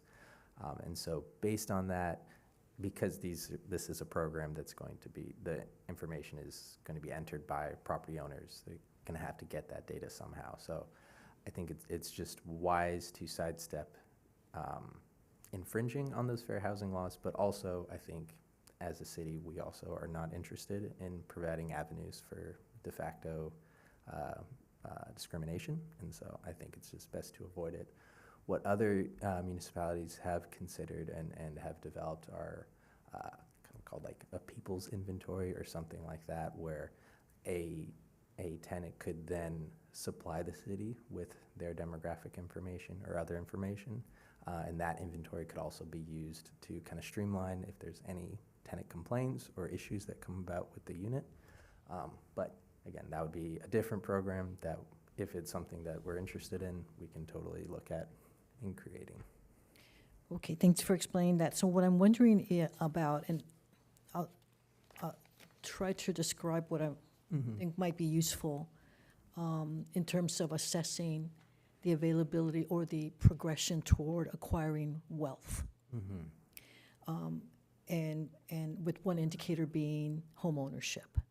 And so the difference between being a renter and a homeowner, the amount of time that it takes or the amount of time spent as a renter relative to initially becoming an owner or remaining as an owner is something that's on my mind. Yeah. So if we stay away from violating or getting any near violation of any fair housing laws, which we do not want to do, and those apply to asking questions of tenants, could we ask questions of property owners about demographic questions of the property owners? That's one question. And then the other, somewhat related to that I'm wondering about also, that would speak about investment in Pinole and who's making the investment in properties. Again, property owner query, right? If they are individual, private, quote, small landlords or investment firms, and where those investment firms are they U.S.-based, are they state-based, California-based, region, California, or national, or outside? Yeah, you and me both. That's something we're definitely interested in. So regarding the first question, just to be clear, this is going to be for the rental property owners that you'd like to collect demographic information from. I mean, I'm not a legal expert. Yeah, maybe we'll ask Eric about that, but I'd let you. Just maybe a clarification. So the rental inventory program will be for the property owners on an annual basis to update the records, pay their fees, et cetera, schedule inspections. So they'll be providing the information about the unit. And so that's why we don't think it's wise to collect demographic information, because the property owner would then have to ask the tenant for that information. Yeah, but my interest is to ask the demographic information of the property owner, not of the tenant. Oh, of the property owner. Oh, I see. I misunderstood. And related question is there anything legal that we would be violating? It's not about the application of fair housing related to tenants, but ownership, property ownership. We can look into that. Yeah, definitely. And then regarding the second question, there is, if we can go back to, I wish I could tell you what slide it is, but the one that kind of lists the information that we can grab, they have what's called a beneficiary decree or something. There's a term for essentially identifying who the physical person that is the beneficiary or owner of it, which is kind of a distinction from if it's an LLC owned by such and such and such and such conglomerate, kind of identifying the personhood of who is owning the property. And so that is something that we're looking into and wanting to also be tracking. Right, because I'm reminded of when we met you and the interest in the program and trying to really create community wealth or individuals' wealth, and particularly individuals from communities that historically have not been part of the market toward ownership. And so it is a matter of generations, 10, 20 years before that can occur. So if we're creating a data collection system that would allow us to look at trends between whenever it's first implemented and decades from now as to what difference in this city or in the area has been made. Hopefully, yes, there has been some positive movement toward having persons of certain community, certain backgrounds, either on a based on ethnicity, nationality, or income levels. They don't always correlate, And then also in keeping properties within the area. So again, the question about whether they are local property owners or will be, or whether they are moving within the state, or whether we are acquiring individuals, or not, we are acquiring, but are the property owners increasingly becoming property owners that are from outside California, and even more so outside of the U.S. Yeah, definitely. Yeah. And so, yeah, that is something we're definitely wanting to track. Yeah, because related to that is that we're seeing an inverse, a change in the demographics in the U.S., where we have increased populations that I'd been looking at when I was a student, and here we are now with a bit of a shift, but not necessarily correlating with property ownership. Yeah. Thank you. Thank you. Okay. Let me see if there's another question. I think that might be it. So, yep, thanks. Thanks. Councilmember Thomas. Yes, thank you for that report. Would the rental inspection program include some of the affordable units like Pinole Grove and Alvarez Court, East Bluff? So right now, all of those units are required to go through the program. We are hoping to talk, excuse me, during our stakeholder conversations this month and next month about potentially exempting out affordable housing properties that are already inspected, by HUD, et cetera, Right. because there's a redundancy there, and we're having some challenges with a particular property in Pinole that is getting inspected by the federal government and still needs to go through our program, and still needs to pay the fees. Yeah, I was going to suggest that we coordinate with that, because right now, the county does monitoring of units that have the home, CDBG,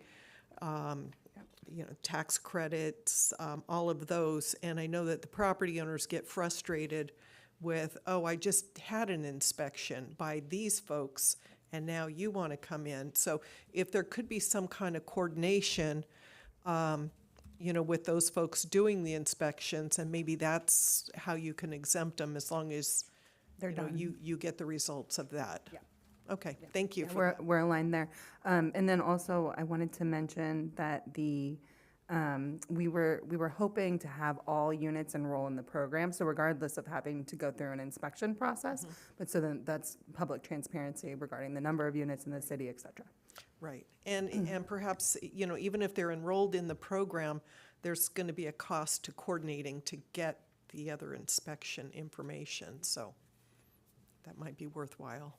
Okay, thank you. Thanks. Councilmember Murphy. Thank you, Mayor. Thank you again for your presentation this evening. I did have a few questions. My first question was about the home restoration program. So the $50,000 grant that was received and awarded this year, is that a continued grant annually, one time? No, this is a one-time technical assistance grant specifically for bond counsel. Gotcha. Which they'll be doing like the full bond counsel, which I'm told is a lot more than $50K. They're doing the rest pro bono, which is fantastic. Solid, okay. And then that will come back to us in the next couple of months, the approval of the bond.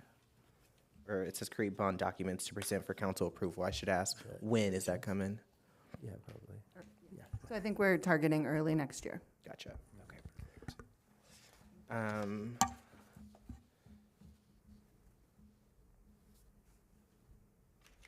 The mentioning about the sheriff's program that currently has, I don't know the slide. It just says, "What do we want?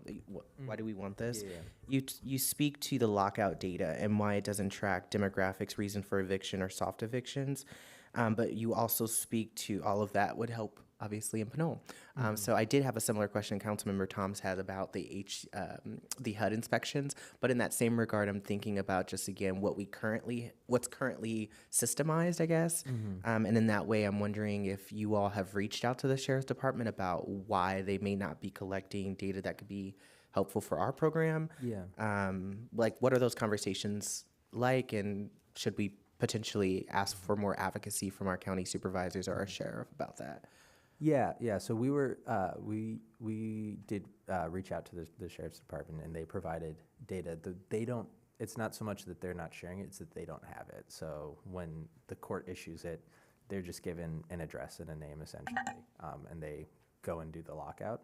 But that's really kind of the only place where we have the closest thing to like a synthesized like track of as these occur. Okay. So it's more just that they don't have that data to share with folks. Gotcha. So the court is basically declaring an eviction, but is there an opportunity there that you all can identify with the sheriff's department, or is that like something you're not looking to do? I'm just wondering again to think about. I think it's something that we can engage with them on. But yeah, to my understanding is that the sheriff's department doesn't have that data now. to then share with us. Gotcha. And I can just add on to that. So when folks get to a lockout situation, that's kind of the end of the process, but there's other eviction processes that might occur ahead of that process, and the tenant moves out due to those processes. So I think that's what Jared is trying to say, that the sheriff doesn't have that information, but the software program that we're looking at would be able to ask that information of the property owner to see on an annual basis how many folks were evicted, and not necessarily got to a lockout procedure. So the city would have access to that information that we didn't have before. Got it. Which brings me to my next question. The service provider you mentioned, are they going to be stationed in Pinole, or are there going to be staff members in Pinole from that service provider, or is that? No, it's a software product, and they have automatic notifications in the product that will automatically send email reminders to folks, and they can even generate mailed notices as well. So that's what we were speaking to about the service that they provide. But the main service is the software, the data scrubbing, and the platform itself for the program.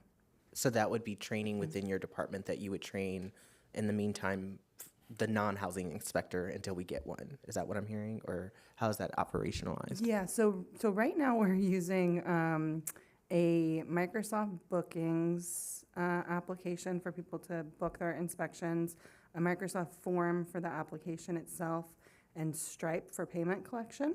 And it has been, I'll just be honest, a nightmare for staff and the public to navigate this process. It's been very challenging. So we've been making do with what we can right now.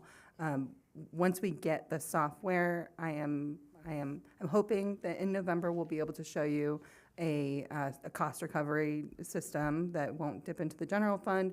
It'll sustain and pay for itself, and then hire a housing inspector as we're building the software and the product, and then launch the new product with the housing inspector. But yes, the housing inspector would be trained on the software, as would all the other building department staff, planning staff as well, because it's a valuable resource. Got it. Okay. Semi-question, Half Moon Bay, I've already watched that video, so that is wonderful. I'm so glad that we're looking to that I think they're a good small city like ours that would be really, they just have a great product there. So I'm really glad that we're looking to them as kind of a copy. We want to copy good things.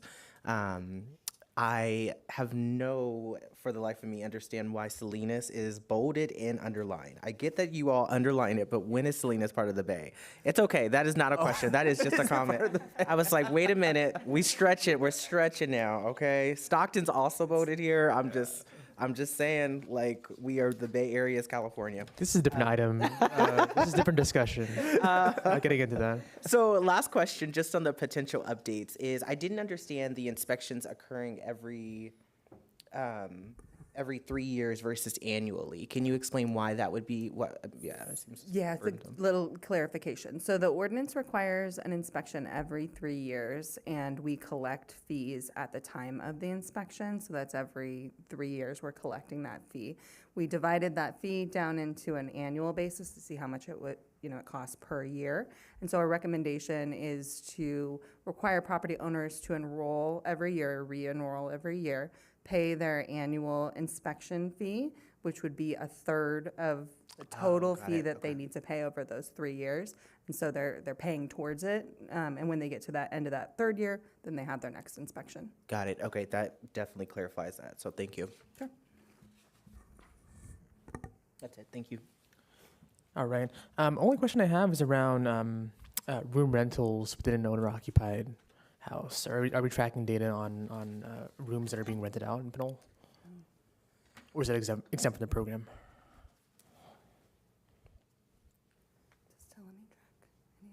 They can't. They can't. So the software provider can track that. That's not a part of this rental program. The rental program is for properties that are being rented out and an owner's not living there. Gotcha. Thank you. If there's no other questions, we're going to go to public comment. I know there is some. City Clerk Bill. Yes, Rafael Menes.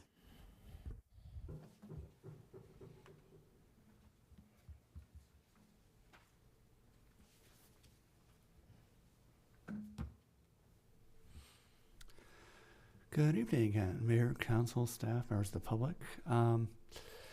I guess in relation to Mayor Sasai's question and my answer to that just now, I'd be curious as to how many of the rental properties in the city fall under the owner-occupied with some rooms being rented out categories.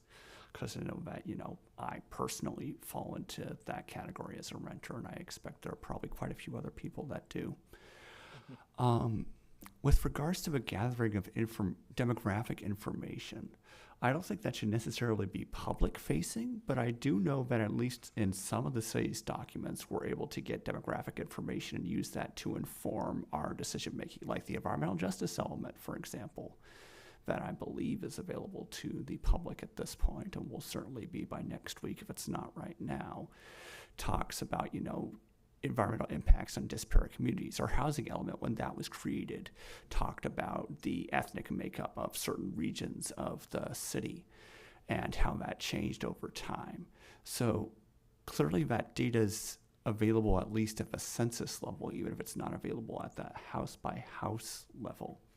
So I'm wondering whether it might be both A, possible, and B, helpful for the city to collect this demographic data, because that way you could then track trends over time. Like, say, for example, you're seeing a lot more complaints with regards to landlords that are primarily renting to members of a certain ethnic group or certain gender or certain age or certain family type, all the standard demographic categories.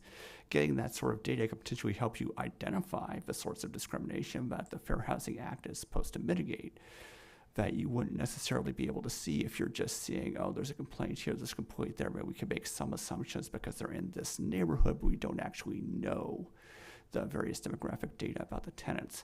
So I do think it would be, worth considering if the city can collect that data directly from the tenants, so the landlord doesn't need to ask, because I could see how that could have Fair Housing Act implications. But I think the city having this data, as long as it's only available to the public and the aggregated level at most, would be useful. I also have a question as to the sole sourcing claim that shows up a couple of times in the agenda packet. Basically, they're saying a bunch of stuff about AI and how their system is basically extra complicated and fancy and nobody else can do that they do and whatever. What sort of proof does the city have that the assertions they're making about the uniqueness and specialness of their system actually are the case? Thank you. Thank you. Next comment, please. There are no public comments. All right. Thank you. We'll bring it back to further comments from council. I do have a few comments. Councilor Murphy, go ahead. I'd love to know a little bit more about the sole sourcing too, since the public commenter asked about that. So if you can give just a brief, again, that's why I asked if they're stationed here. I wasn't sure how they're positioning. So if you can kind of elaborate a bit on that. And then I do have some input about some of the questions you asked in the presentation.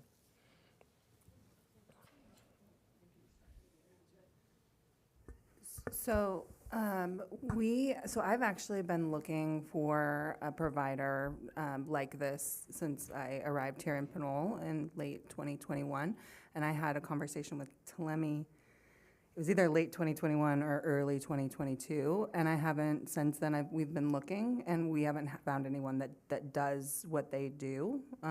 So just anecdotally and our searching, we haven't found anyone that does exactly what they do. And then we've also communicated with other cities as well, and we've identified one other provider, right, that somewhat does what they do, but the reviews have not been good, and it's not user-friendly, and it's not what we need. Mm-hmm. So we, based on the information that we have, we do think this is a good case for sole sourcing. Okay. And then, do you want to? Yeah, and the other thing I would add was to my knowledge from what we looked at, the scrubbing of additional sites is something they're kind of exclusively qualified around, and I think that's going to be something that's very beneficial for the city's inventory program. Got it.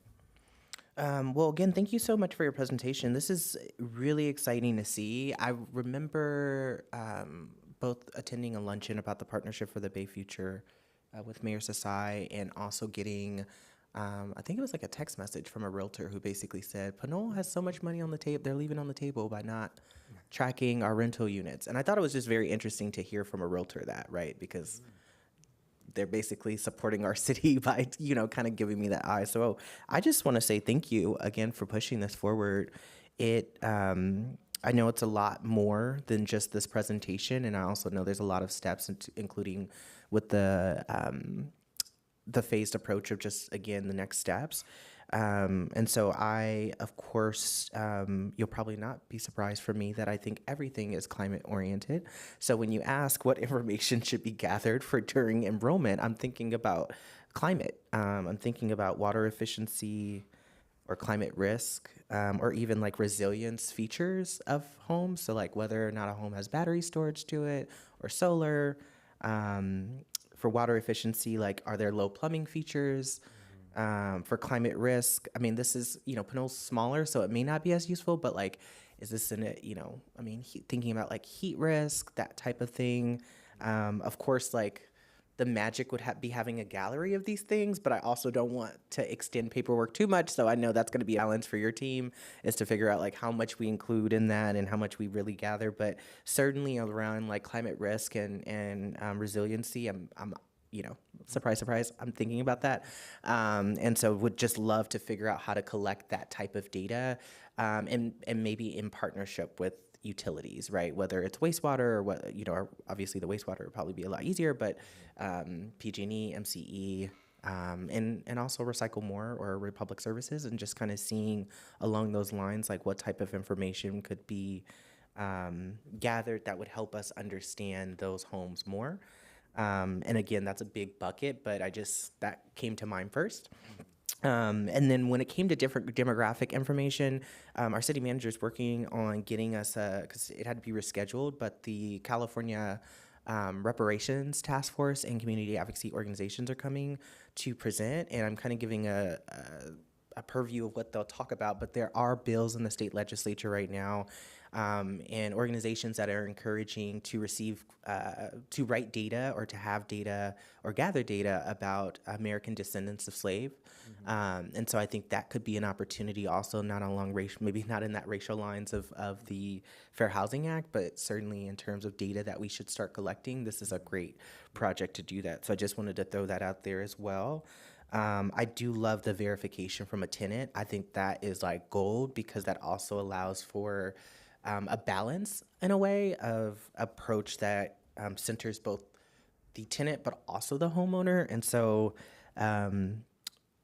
especially in verification, the self-verification option, how that feeds in, I just really love that. And then of course any incentive structures that you can think about, perhaps on like fee waivers and things like that. I'm sure your team has a lot of blueprints for that, so I just wanted to say that out loud.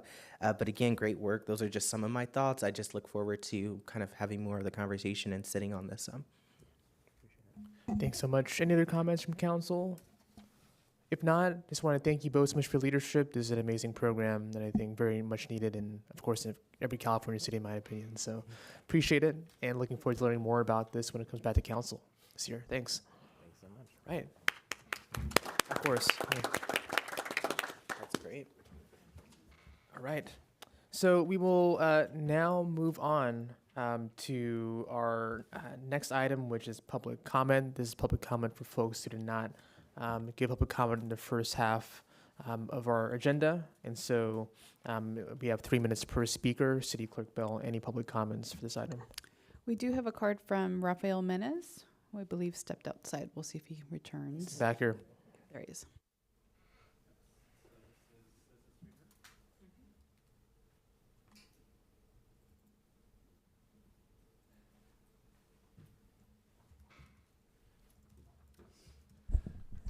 So, good evening. For the final time, Mayor, Council, staff, and members of the public. My name is Rafael Mess, a resident of Pinole, and I have a few topics I'd like to discuss under citizens to be heard. First, COVID-19 levels. They continue to rise, unfortunately, substantially. I believe we're currently at the very high level in California, which is not where we want to be, and also, at the very high level in the local wastewater treatment plants. So now that the latest variant vaccine is out there, I would strongly suggest, if you are still able to get the vaccine, that you do so at the same time you get the flu shot, because COVID's still out there. It can still mess you up, and it's not going away. It's there pretty heavily right now. As the CDC's website says, in California, the wastewater viral activity level for COVID-19 is currently very high.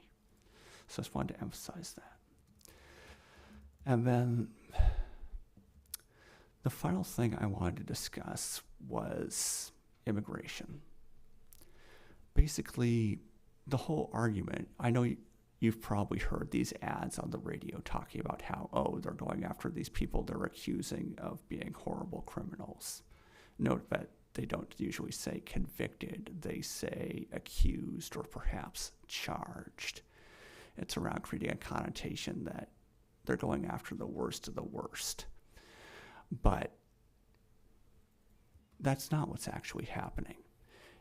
In Georgia, they recently did a raid on a factory plant that was producing, battery products from Hyundai, I believe it was. And you can see this looking at CNN or looking at New Republic or looking at the Carnegie Endowment. You can look at any number of sources from different political views. And what they tell you is that basically this raid, A, caught a bunch of people that were authorized to be there anyway, B, subjected them to the usual terrible treatment that ICE is already subjecting a bunch of people to, and C, that's having massive negative impact on Korean willingness to continue their investment and support for, building all of the infrastructure that we don't know how to build in the United States anymore. So, over harshness and immigration restrictions is starting to backfire more noticeably. And secondly, I'd like to read the headline of a recent Fox News article. Community rallies behind East Bay grandmother detained by ICE despite compliance. So Harjeet Kaur, a 73-year-old East Bay resident, was detained by ICE despite 13 years of regular compliance with check-ins. So yeah, their priorities are out of whack. Thank you. Thank you, Mr. Menace. Any other comments, City Clerk Bell? Yes, we have Anthony Vosbrink online. All right.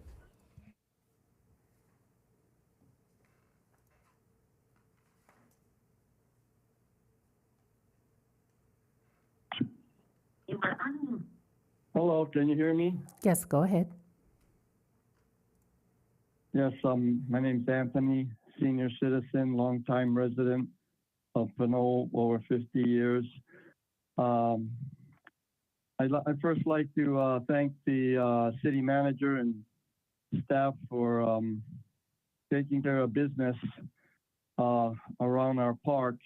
I guess somehow, some way, the city got all the, mostly all, or 99% of all the water drinking fountains in all the parks to work, including the one behind the soccer field and baseball diamond there, adjoining to the bathrooms that have been down for I don't know how many years, as well as they also finally got the doors repaired across the tennis court libraries, though I think they were on on lockup or lockdown still. Maybe they had to fine tune the timers, but they also coordinated the timers to work in all the bathrooms.